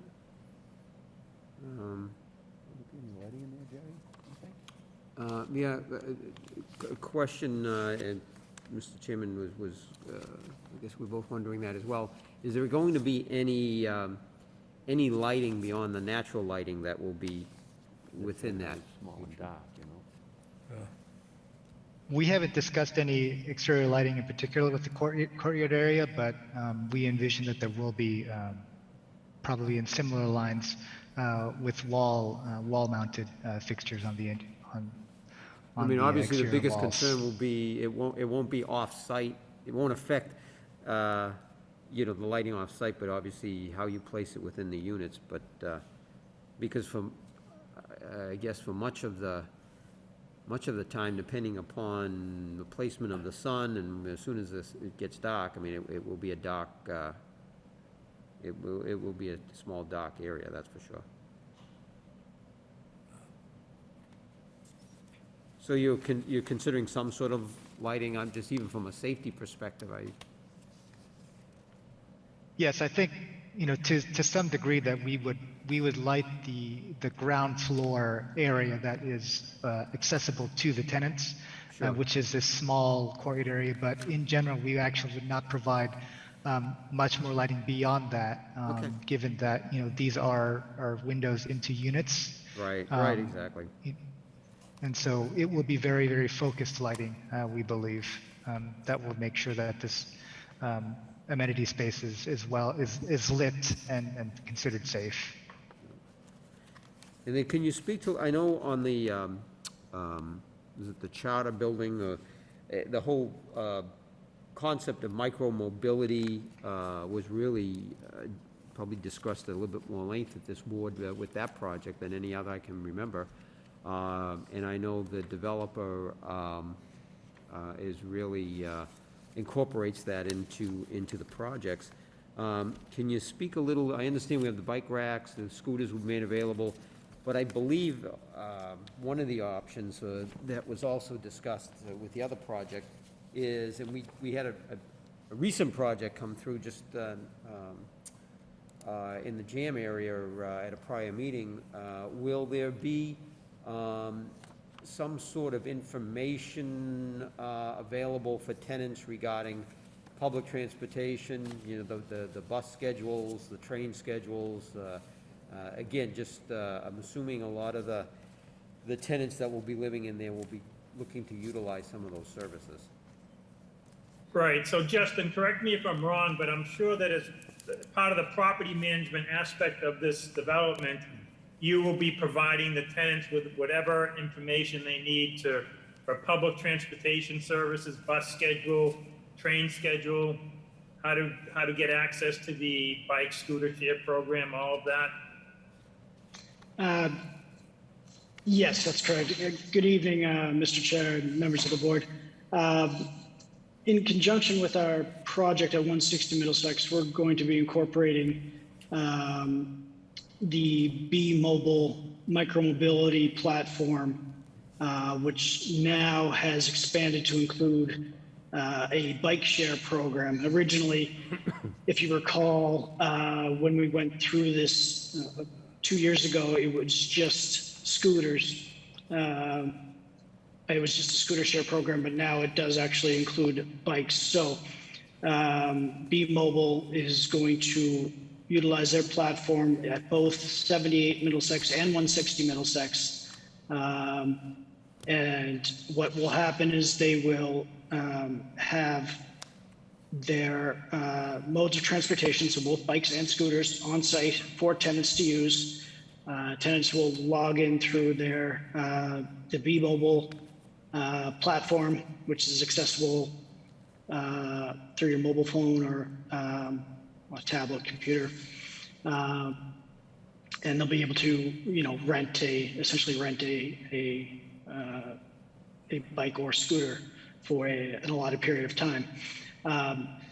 Additionally, in a similar fashion to what we did or what we are doing at 160 Middlesex, we will be incorporating train schedules, bus schedules in the lobby for tenants to view upon entry or exit of the building.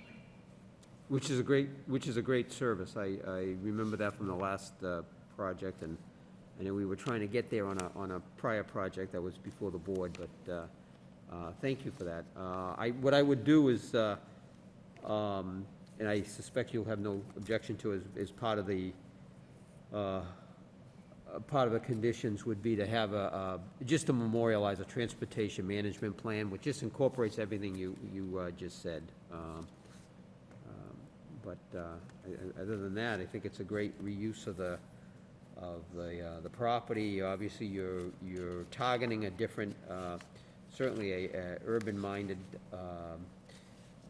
resident base that would be looking to take advantage of public transportation and have access to the site.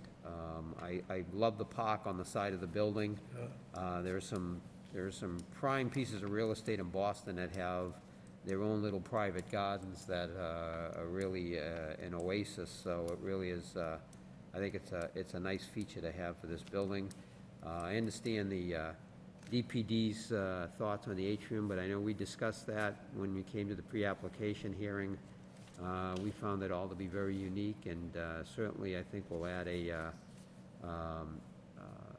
special feature to this project, and so I certainly would have no issue with that. Thank you, Mr. Chairman. Thank you, Mr. Fischett. Mr. Malovich, any questions, comments? No, I just want to make a comment. I think this is a well-thought-out project, and it would be a nice place to live at. Thank you, Bob. Russell, any comments, questions? No questions. I just generally agree with my colleagues on the board. I think it's a great project. I think it's the kind of project that we are looking for, especially in the Hamilton Canal District. Thank you. Thank you. I don't have any comments. I think staff did a good job of covering a couple of questions and concerns and other things that were brought out by Mr. Lockhart and Mr. Fischett. So I have no questions. I think it'll be a good project. I think when we saw it at the preliminary plan, we were basically in favor of the concept, and it looks like you tied everything in. I know the fact that you want to keep that pool area open. I have no problem with that. So I have no problem. I think it's going to be a good project. So I have no further comment. Thank you. So now we need a vote for a site plan and a special permit. So we're looking for a request for both. Mr. Chairman, I'll make a motion to approve the special permit first, again, because it has a little bit more far-reaching conditions. That the project be, motion to approve the project with the following conditions. The final landscaping plan that was submitted here this evening to be reviewed and approved by DPD.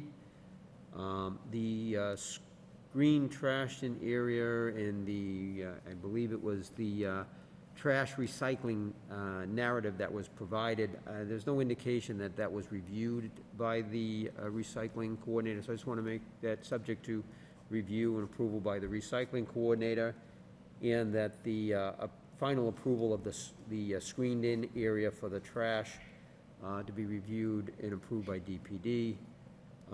Applicant to provide a written transportation management plan incorporating all the elements that were discussed here this evening as part of the approval, and subject to stormwater management team approval of the project, Mr. Chairman. Okay, we have a motion on the floor.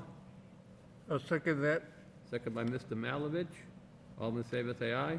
Aye. Chair votes yes. Any opposition? Hearing none, that motion carries. The special permit is approved, 5 in favor, none against. Now we have a vote for the site plan.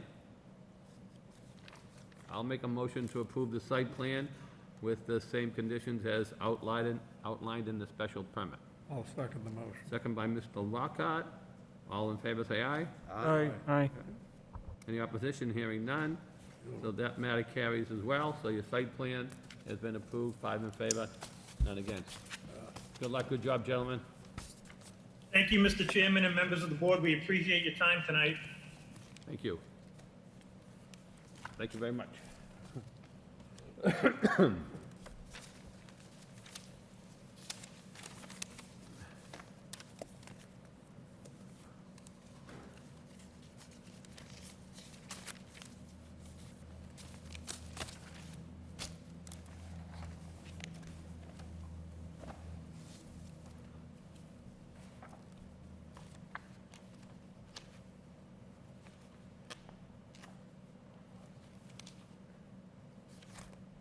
Okay, moving along on the agenda, the next matter is other business, which is a pre-application, 817 Merrimack Street and 68 Father Morrisette Boulevard.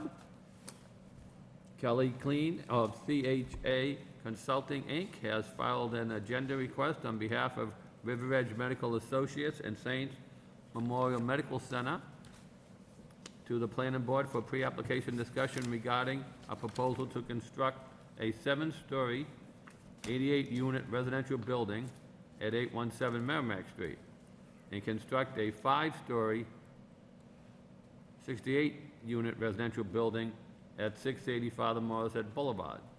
The subject properties are located in the institutional mixed-use zoning district and will require site plan review per section 11.42 and special permit under Article 12 from the planning board, and any other relief as requested through the local zoning ordinance. May we hear from the applicant, please? Good evening. My name is Kelly Killeen from CHA Consulting, and I believe with me this evening via Zoom is Mr. Zach Feldman, Mr. Jared Hutter, both of Aptitude Acquisitions, and Jason Lutz from Kitchen and Associates. They are the architects for the project. We want to thank you for allowing us this pre-application meeting. We think we have a very vibrant project for the area. The parcel's address, 817 Merrimack Street, 680 Father Morrisette Boulevard. It actually will include a small sliver of what was the remnants of a bridgeway that went over to St. Joseph's Hospital at 825 Merrimack Street as well. It's about a 675 square foot parcel there. So what we're proposing on the 70,000 plus or minus square foot combined parcels Aptitude Acquisitions is proposing. The plans that were submitted, I believe you have copies of those? Or benefit of seeing those? Oh, okay, thank you. So what we've submitted is a multifamily development. Even though we're in the institutional zone, we'll be seeking a special permit. The target audience here is the students, of course, because of its proximity to the campus.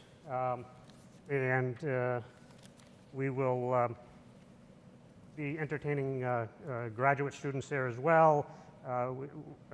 We were seeking the benefit of multifamily so that we didn't have to pursue the direct tie to the university.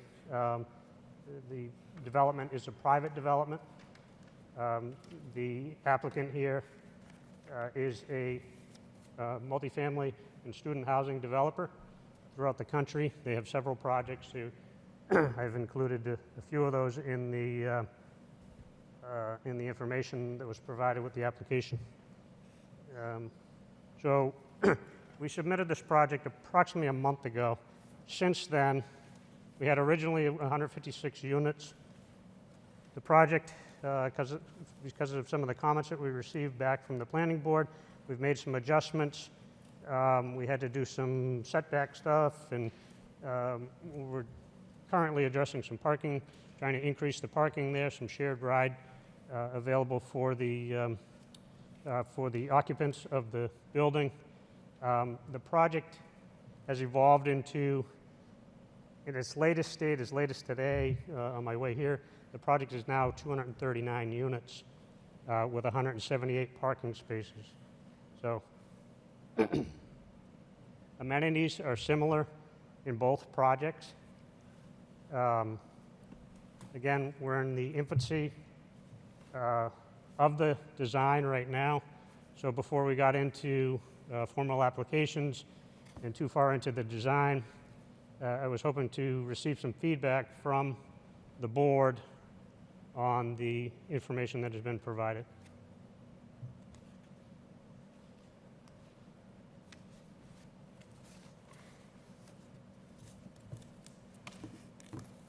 Could you repeat what the numbers were before that you said went up compared to what we received in the past? The original was 156 units. Yeah. Now we're at 239 units. So you went from 156 up to 239? Correct. Yeah. Okay. And did you say the parking changed as well? The parking went from 130 up to 178. And the building is in building 1, which is the larger building with the 2 stories of parking in it, is an 8-story building now. And the other building would be 7 stories. I know staff gave you gave us all a long report. So I don't know how much of that you've looked at. How much... We have looked at the comments received from Ms. Wilkinson. So I guess one of the questions jumps out is, I see where you want some 4-bedroom units, and they say basically you got to go with 3. What's your concerns with that? Our zoning says you can't do the 4, you got to go with 3. That was indicated here twice, I believe. Is that something that's varied? There's an opportunity to vary that, or is it? Just to clarify for the board and the applicant, I'm unclear if it can be varied. I don't think so, because it's written into the ordinance, not like our zoning ordinance, that no more than 3 unrelated people can live together in an apartment. Yep. So you could have a 4-bedroom unit, but it would, have to have like siblings in it or something like that, or a mom and a dad or something like that. Okay. I did ask that question, and apparently one of the planners was out, but they were going to follow up on that. So. The planner that was originally handling this, that wrote the report, actually has been promoted. So yeah, I just found that out. Yep. Yeah, so I don't know how that would change your design. Okay.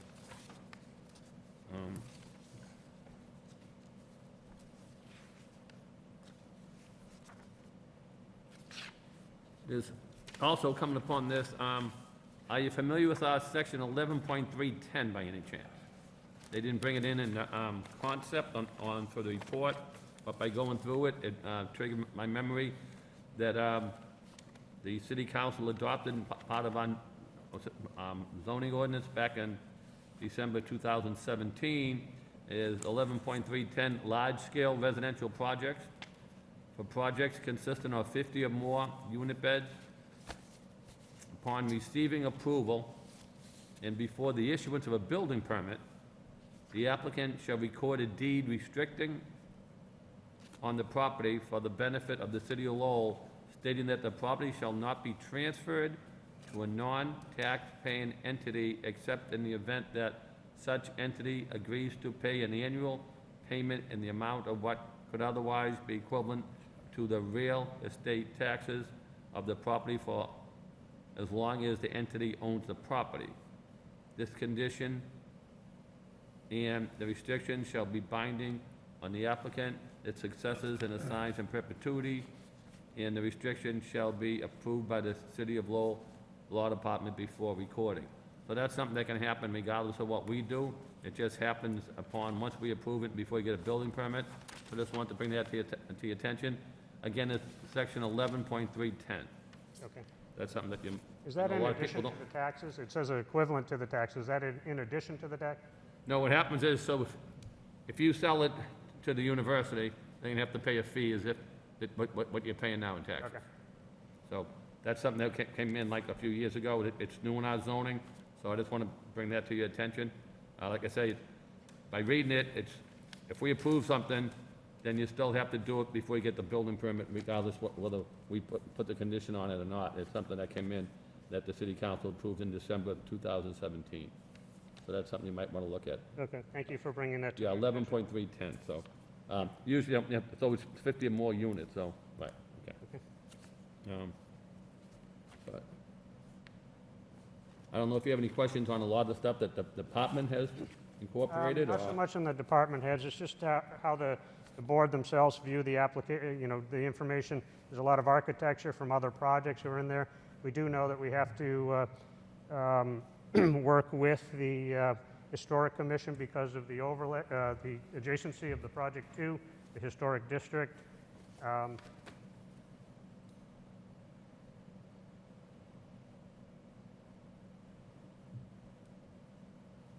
we will be seeking variances for the parking because of our numbers at 2 per unit. The site is not enough space on the site to fit that kind of parking.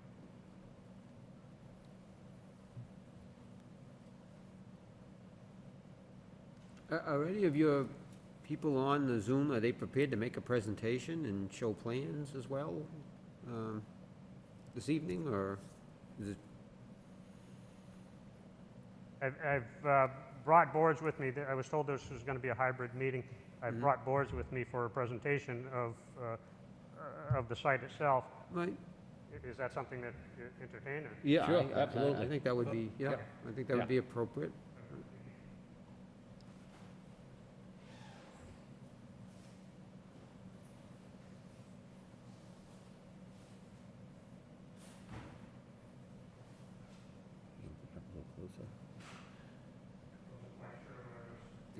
Yeah, you can come in a little closer if you like, sir. Yeah. And then then you're gonna have to, there's usually a microphone there that you can touch.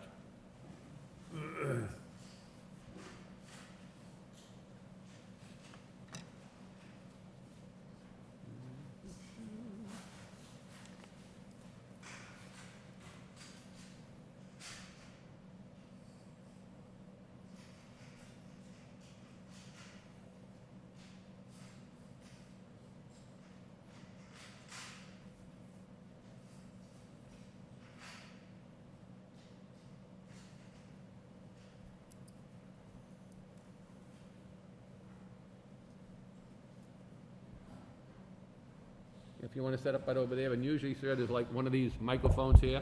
If you push it, there should be one on the table. If you see the green here, that will pick it up. Is any of them there on the table? No. Oh, they usually have them. Okay. Yeah, we usually have it. Oh, yeah, you can pick it right up. Okay. This gentleman's going to take care of you. Yeah, usually we have one on the Oh, table, so. they're wireless now. Yeah. I didn't even wireless, notice that. Yeah. Huh. Huh?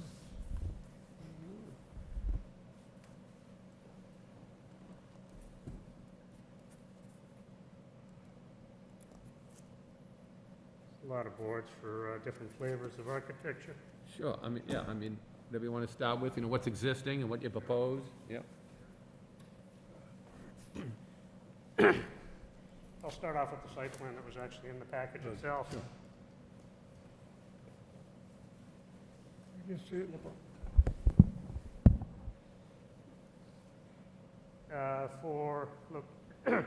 Just to cite ourselves here, 817, 680, Father Morissette, and the small piece that I referenced before, 825, used to be the bridge connector across Oh, yeah. to St. Joe's. Yeah, one over the top. Exactly. The cars can pull it, yeah. Exactly. Oh, I think that's been on for a while, huh? So this is the building one that we're talking about now, up to, we've grown it up to 8 stories.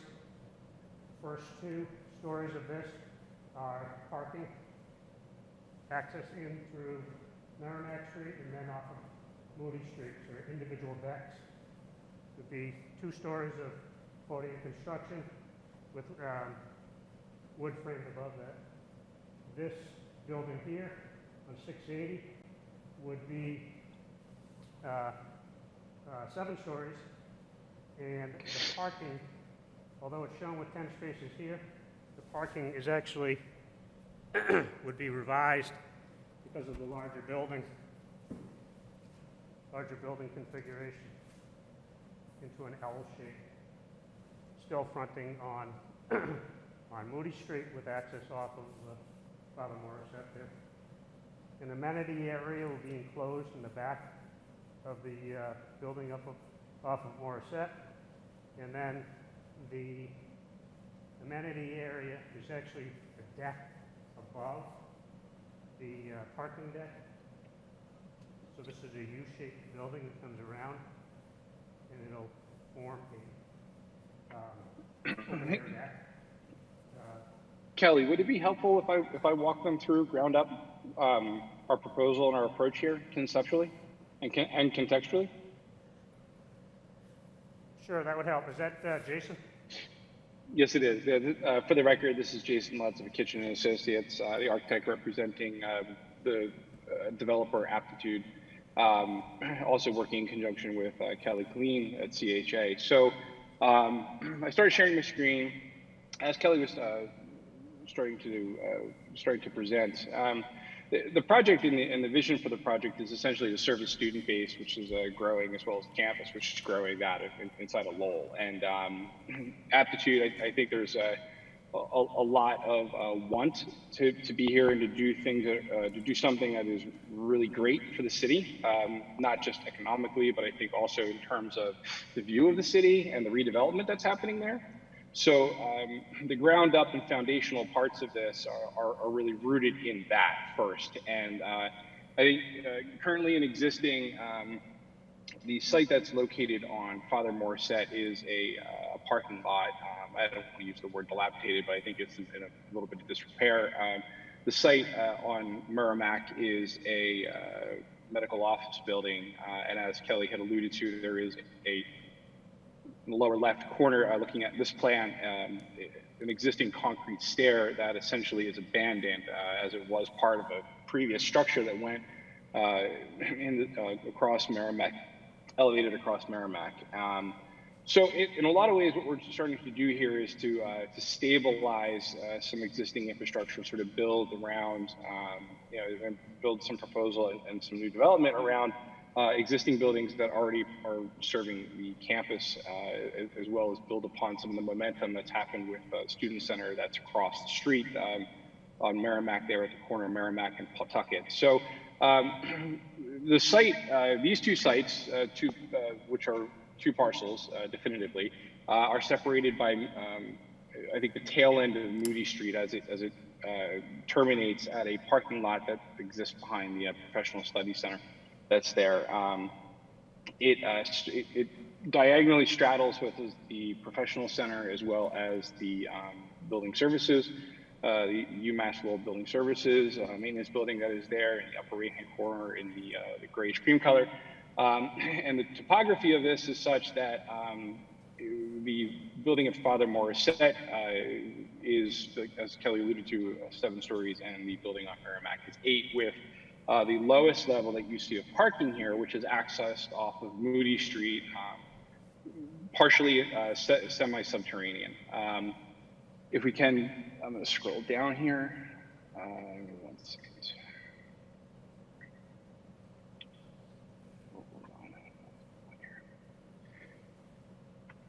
So here you can start to get some understanding of massing.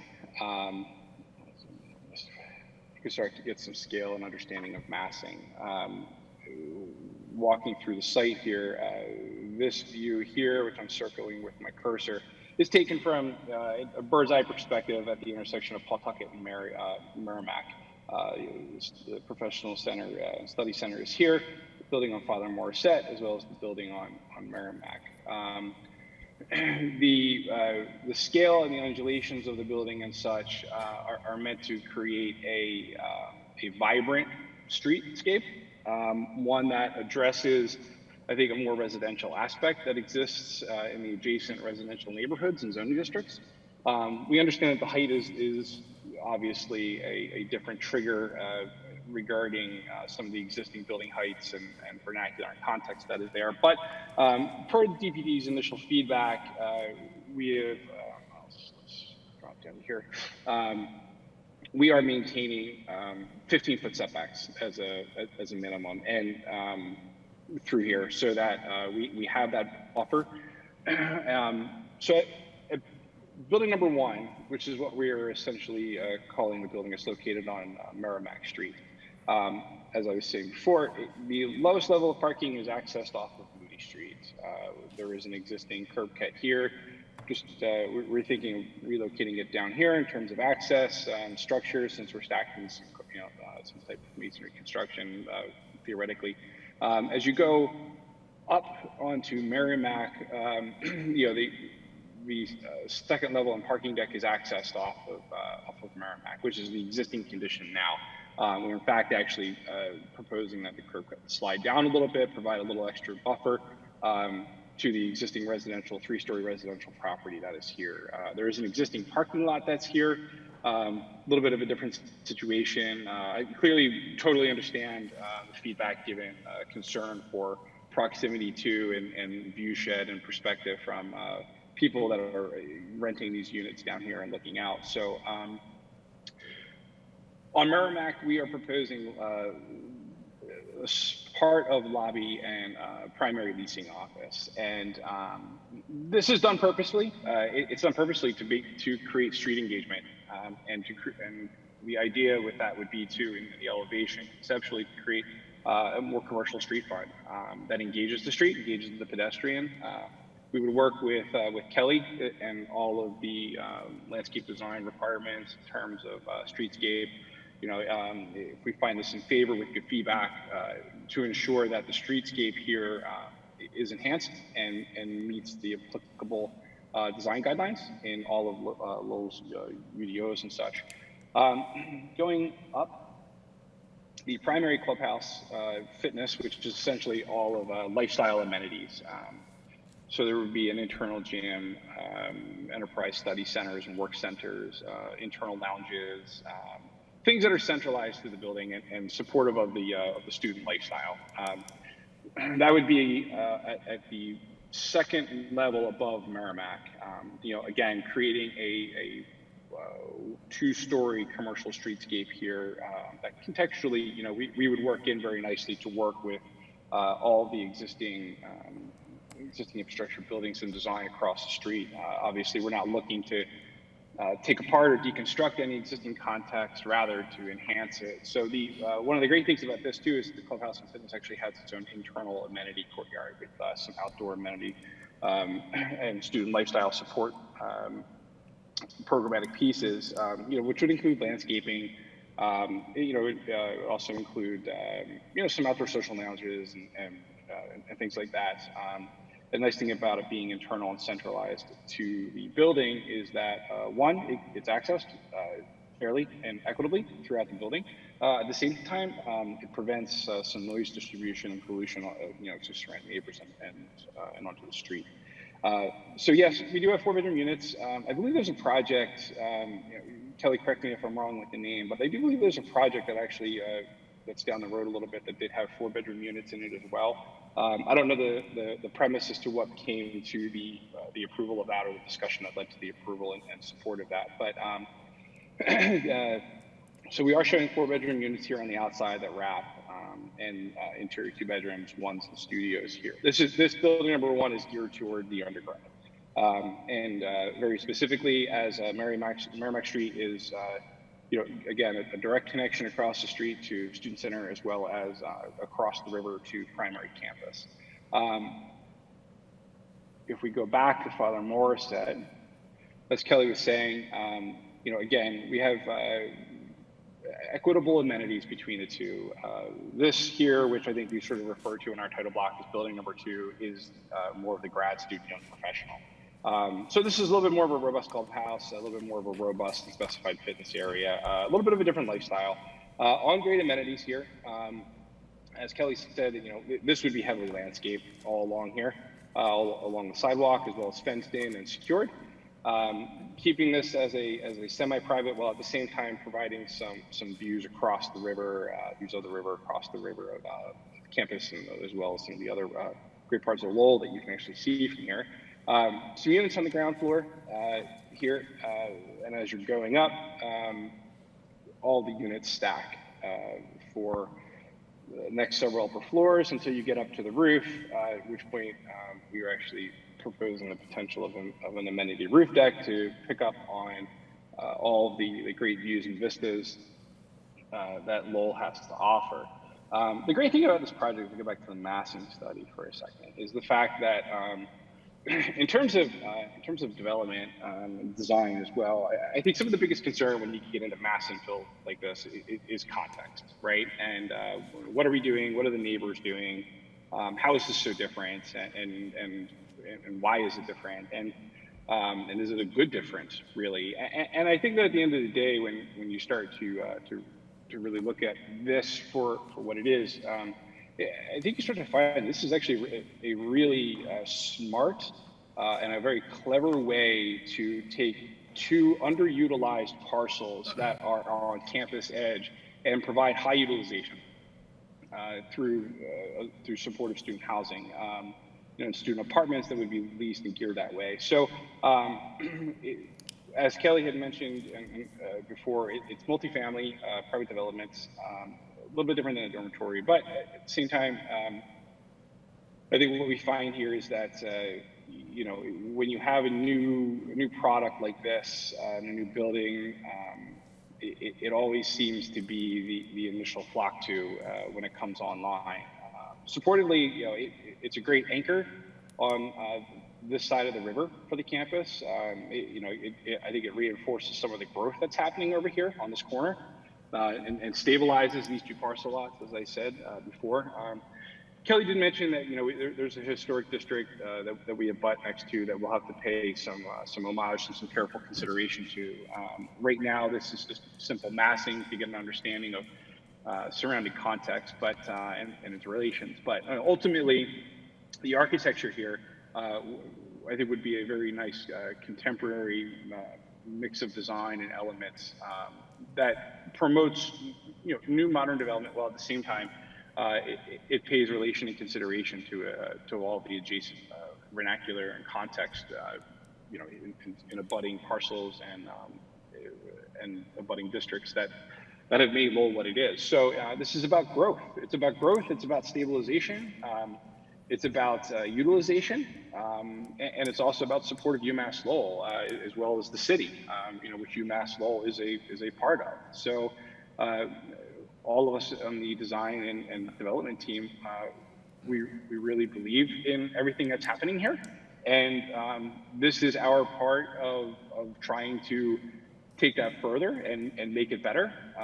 So we're hoping today, in this evening, that you as a board find positive feedback and support for this, as this is really truly a great project. Yes, we have some things that we have to work through But the great thing about design is that it's iterative and it's about collaboration. And I think we all here, everybody representing this project tonight, all agree that feedback from Lowell and Dpd is very, very important. And as you can see, in this, some of the feedback we have already started to address, 15-foot setbacks. There are utility easements here that actually kind of create some of that 15-foot setback, not that it's necessarily required here, that we're paying attention to.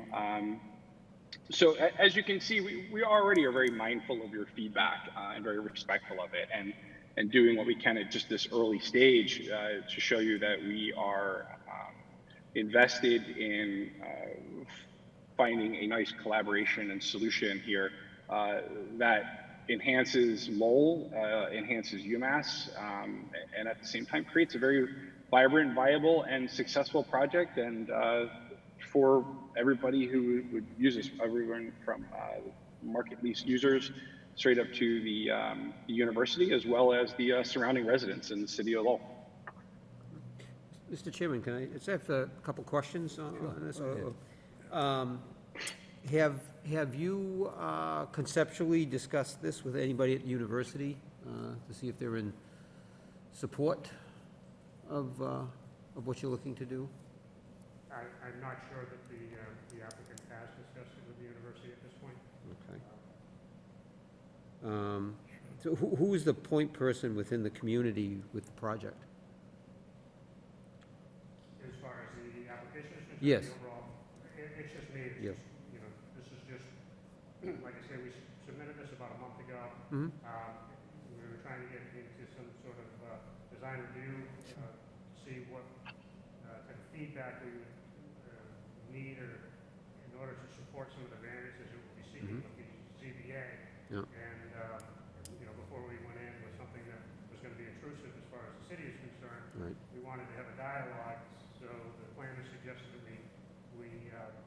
we come before the board informally in this session. Right, right. So what I would advise you to do we had a project come before us some time ago under the dormitory special permit, and it was opposed by the university, it was opposed by the neighborhood group, it was opposed by a lot of the people in the neighborhood. So I would advise you to reach out to the CBA, the Coalition for a Better Acre. I would advise you to reach out to the university. I would expect to see a traffic study on this. And so my understanding is you're not going to be applying for the dormitory special permit. Is that correct? This is not going to be exclusive dormitory housing? Correct, at this point, no. So there would be no oversight of students in there? How do you propose to? It would be as a typical multifamily project. Okay. But trying to put Yeah, students. They would be individual units. Okay. I think typically from an operations perspective, there are on-site facility managers, leasing operations, people that are there during the day, during the business operation hours, whatever those are, set by the leasing and management company that holds and runs the building.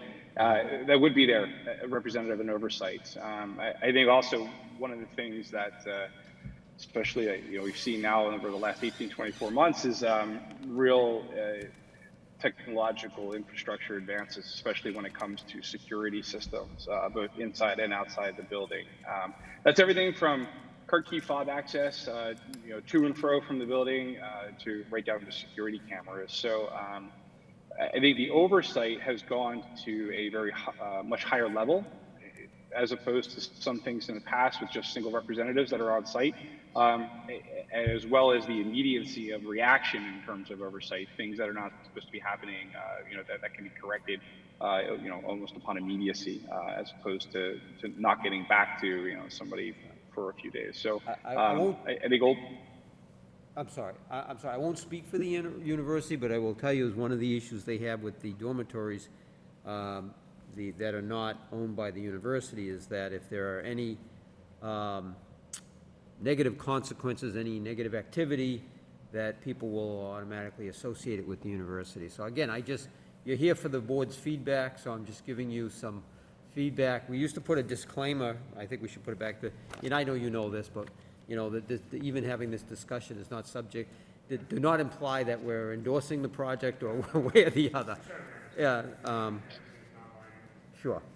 And also, it's a key location when you talk about that Father Morissette, that's gonna be very visible. So, obviously, the architectural integrity of that is gonna be critical. It can be a real cornerstone project right in that neighborhood that can have visually a nice impact or a negative impact. So obviously, I think you've mentioned taking care, understanding that you want to really look at that architectural details. That would be, I mean, just from my perspective of feedback, understanding Moody Street, Spalding Street, all those small streets.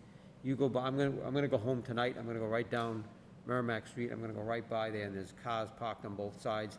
Cars trying to pull out from Spalding, and they're crawling out, and they're looking out onto Merrimack Street, and they have to get, halfway out into the street before they can see. It's tough. Those are tough streets.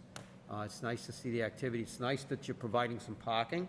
That was an issue with one of the other projects. I haven't even dissected what the ratio and, what the implications there, but we are gonna need a traffic study that's gonna really show us the impact. That would be just my thoughts. Thank you. I have, Go ahead, Mr. Lockhart. did you consider any commercial space, or would you consider commercial space along the Merrimack Street building? It's really a preference, to show that, especially on Merrimack Street. On the first floor. On the first floor, yeah, ground floor. We can certainly bring that back to the applicant. Yeah, I think it would be wise. It was delineated here in a memo, and it would make it more consistent, streetscape. Right.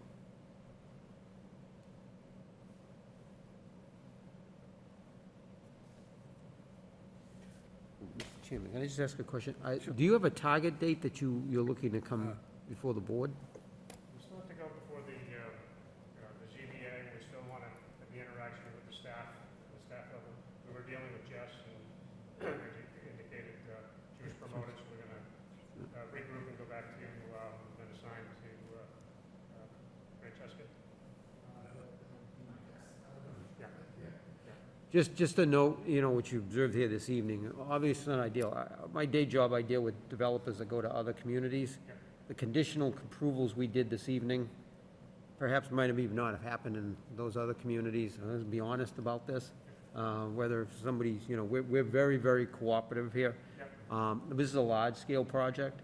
A lot of comments from DPD. I really would ask your team to really go in there and respond in timely manner so that it can be reviewed by staff, reviewed by the board, not presented that night at the board, handed that afternoon. And I know sometimes timing becomes difficult, but this is a large-scale project. And certainly, I think for everybody's benefit, that would not be the way to proceed. I believe there might have been a negative comment from somebody this evening with what we were doing, but quite frankly, in a lot of communities, that would have been continued and they would have had to come back. So again, on these larger projects, I would just ask that, adhere to that. Russell, any questions? Yeah, thank you, Chairman. So I have two questions. I guess first to the building on Merrimack Street. Like Member Lockhart mentioned, I would like to see whether or not you could consider some commercial space on that ground floor of Merrimack Street as well. And then, so you're proposing parking deck with 2 floors? 2 floors. 2 floors underground? No, at grade. Okay. What Jason was saying, the topography on the site, as you look at the site from Pawtucket Street, it slopes down to Moody Street. Mm-hmm. There's probably at least 10, 12-foot differential between the two. So certainly enough for off of Moody Street. So if we access in off of, which is the back side of, right in here. So it'll be right in here. You can see that we can get a lower deck on it. This would be This is the facilities building right here for UMass. And so right here is the Moody Street entrance, and Spalding Street would be down here. You can get access off of Moody right there.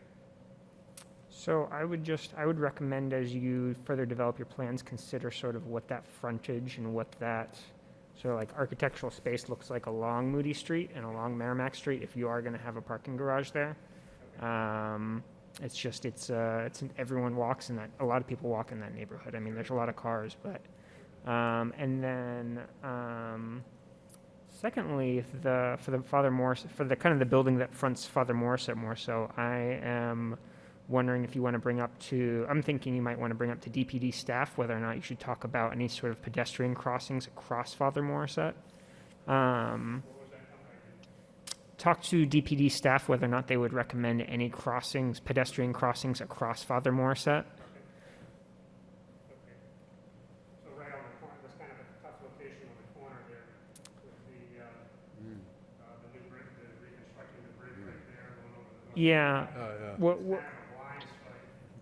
Well, that's what kind of what I'm concerned about is I'm concerned that students will take the opportunity to run across it. So I'm just wondering whether or not you want to have this conversation with DPD staff about where would be the most appropriate place to put a pedestrian crossing. Yeah.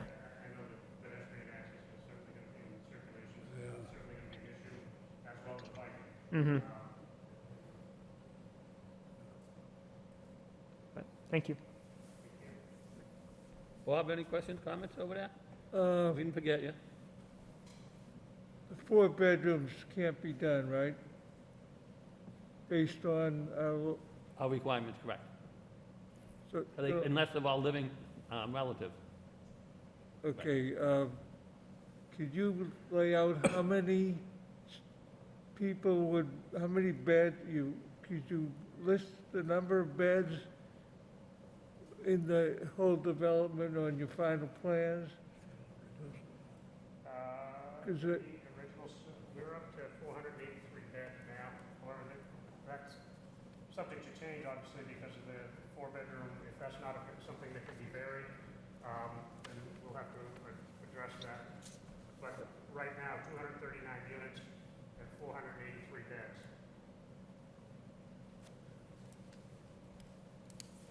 Okay. Seems a little dense. My concern is the density of the building on Merrimack Street. Or actually, if you're going 8 stories, so both projects are pretty dense. I'm worried about how they overshadow these existing buildings on the corner of Spalding and Merrimack. I'm concerned about the density and the height and the impact. I know each of those stories are allowed in this zone. I'm just as concerned about the density. That's my big issue. And the fact that the parking you're adding 83 units and you're only adding 48 parking to an already deficit of parking. I'd be concerned about parking. How are you gonna, if every student in one of these units has a car, where are you gonna park them? That's my, ULO or UMass Law was majority community campus for a long time, and now with their adding of dormitories in the past 10, 20 years, it's become a live on campus type of thing. So I'm still concerned that the students are going to have cars. And I also, I just lost my train of thought. Yeah, you got to talk to, we want to know what UMass Law thinks about this project. because the last project that was proposed in Lowell, the university spoke against it because they said they had enough living spaces for the campuses projected into the future. And I'd be, well, if these are laid out as apartment buildings, it can always be turned into regular housing. That's my concern.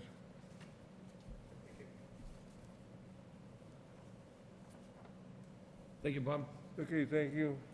Could you go over that plan for me? I mean, what's the orange pieces? I mean, So these orange pieces, this is the existing graduate building. yep, I know that is. That's right on the corner. Yep. So Father Morissette is going this way. Okay, And along the front of this T building is Merrimack. Yep. The intersection, the new bridge continues on right here. Okay. The new bridge going across the Merrimack is right here. Yep. Right here, this is the facilities. This is Spalding would be right in here. okay. So basically, So what it's showing is the massing of the building itself. okay, so where's 817 Merrimack Street? Where's that on this one? That's right there, okay, all right, Yep, that's okay, what we refer to as building 1. okay. Yep. So that'll be your first build, that's gonna be that one up there? That's the same right there. Okay. That's building 2, Father Yep. Morissette. is Okay, right here. okay. I'm getting you now, okay. So, Yeah. and then over the same thing will be, that's still building, So right here, yeah, this view yeah, is right in the frontage that you were talking about. Could you add some commercial space?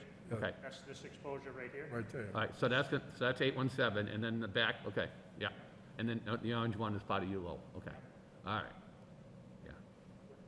And the whole intent of this plan is to show the massing. Is to what? Show the massing. This Oh, is- oh, okay, okay, yeah. These are the equivalent floors here as they relate to the adjacent buildings. Yeah. So this is the grad building, like I say, and this is the facilities building off of Moody.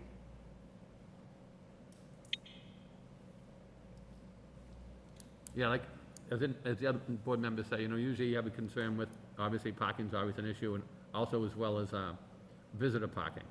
I know that was an issue that came up on a couple of projects in the past. You're gonna have that many people coming in, you're gonna anticipate, I mean,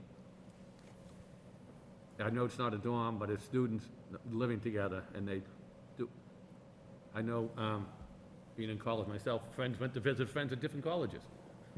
And most of them drove to get there.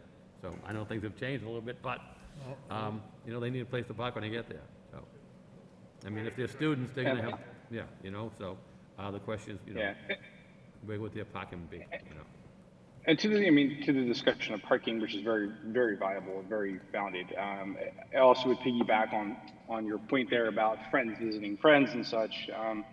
I think if you take the last 18 to 24 months into consideration, dormitory versus apartments, you take friends visiting friends, 4 bedrooms that are shown here actually show 4 bed, it would be intended that it'd be 4 bed, 4 bath, so bed bath parity. And the great thing about that is that it provides some sole independence inside of the unit, given some of the things that we know currently from the last 18 to 24 months, which has been awesome. At the same time, too, I think that when you start having 4 beds, it provides a more attainable price point in the market per bed, per renter, which makes the building much more viable from a leasing perspective. And I think that's an important thing. It's a very, very important thing. While at the same time, what should we call it? I think the multifamily on both north and south buildings, they're important, but it's really kind of due to location, right? And we expect students to be here because it's on the corner and corner anchor part for that. So yeah, it provides some flexibility, but ultimately we expect for students to be here. And the 4 bed, 4 bath unit is a unit that's unit type that's very centralized in the student market right now, and I think it provides a lot of offerings, a lot of great living and lifestyle amenities that fall short in some of the 1 bed, 2 bath or 3 bed, 2 bath unit types. Just provides some flexibility in case of things happening like they've been for the last 18 to 24 months. So, and correct me if I'm wrong, doing some just basic R&D, I believe it's the Edge. Is it the Edge? I believe the Edge has four bedroom units. I think. That came in as a dormitory, yeah. Oh, okay. Yeah. Gotcha. So, and that's not what you're proposing, yeah. That came in as a Yeah, dorm. okay. Yeah, it was approved to us as a dormitory, yeah. Dormitory.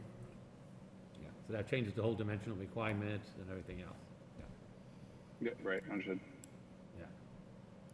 And that's when you have to have, so many people on each floor, security plan and all that. That's all different under the dormitory ordinance, yeah. Like, how many per floor, RAs, whatever you want to call them, resident assistants or, but yeah.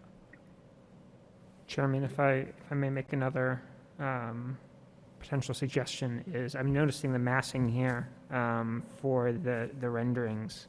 And I think the board has liked to see in the past for buildings of pretty much that height is like a shadow study of some kind, especially since it's in a residential area and it is abutting some residential properties on Merrimack Street, I believe.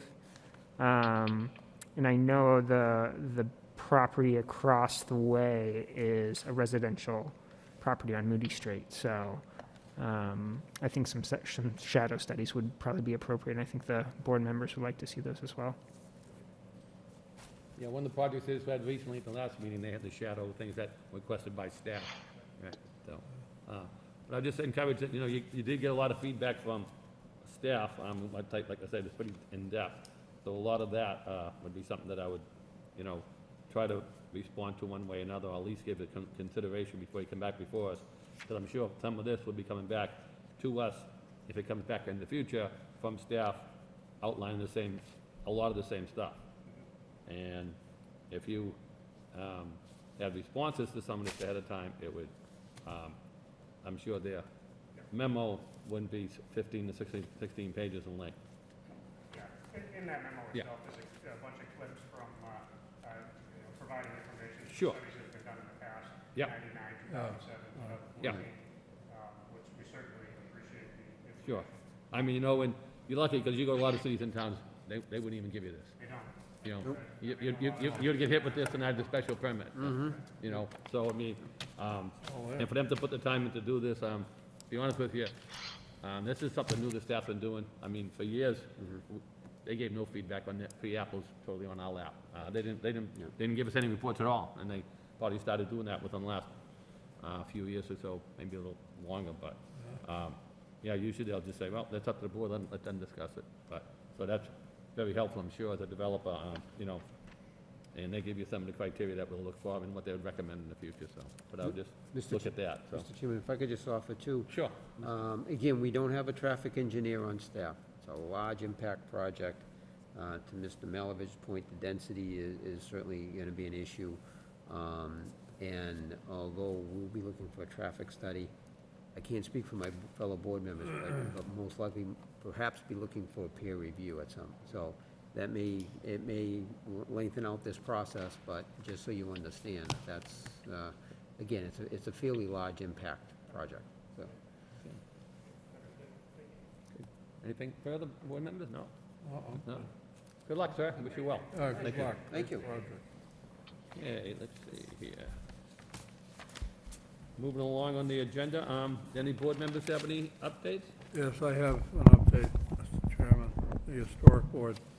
If anybody read the local newspaper today, you know that our first mural under our new regulations that I've been speaking about for the last few meetings is up. It's over on the wall of the Athenian corner. Oh, yeah. Overlooking the parking lot. And there's another one, I'm not sure it's up, I haven't seen it, on the CTI building.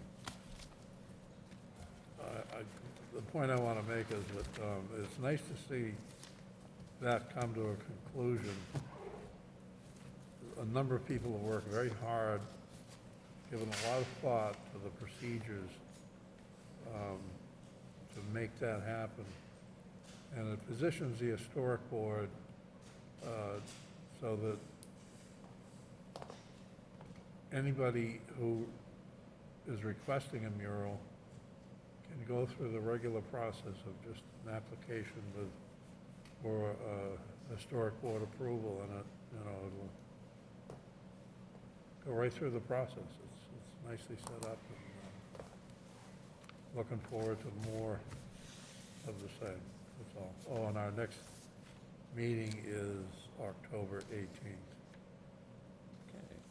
So it looks like you have a couple of things that were on tonight's agenda. Yeah, That are gonna be before you, as indicated by Attorney Geary, that they'll be coming before the historic board on 10/18. Ready to be busy. Yeah, so you'll have, things on Fletcher Street and Middlesex Street appears to be, okay. All right. Anybody else have any further updates? If not, we can entertain a motion to adjourn. So moved. Motion's made and seconded, all in favor say aye. Aye. Aye. We are adjourned, good night, and thank you very much, everyone.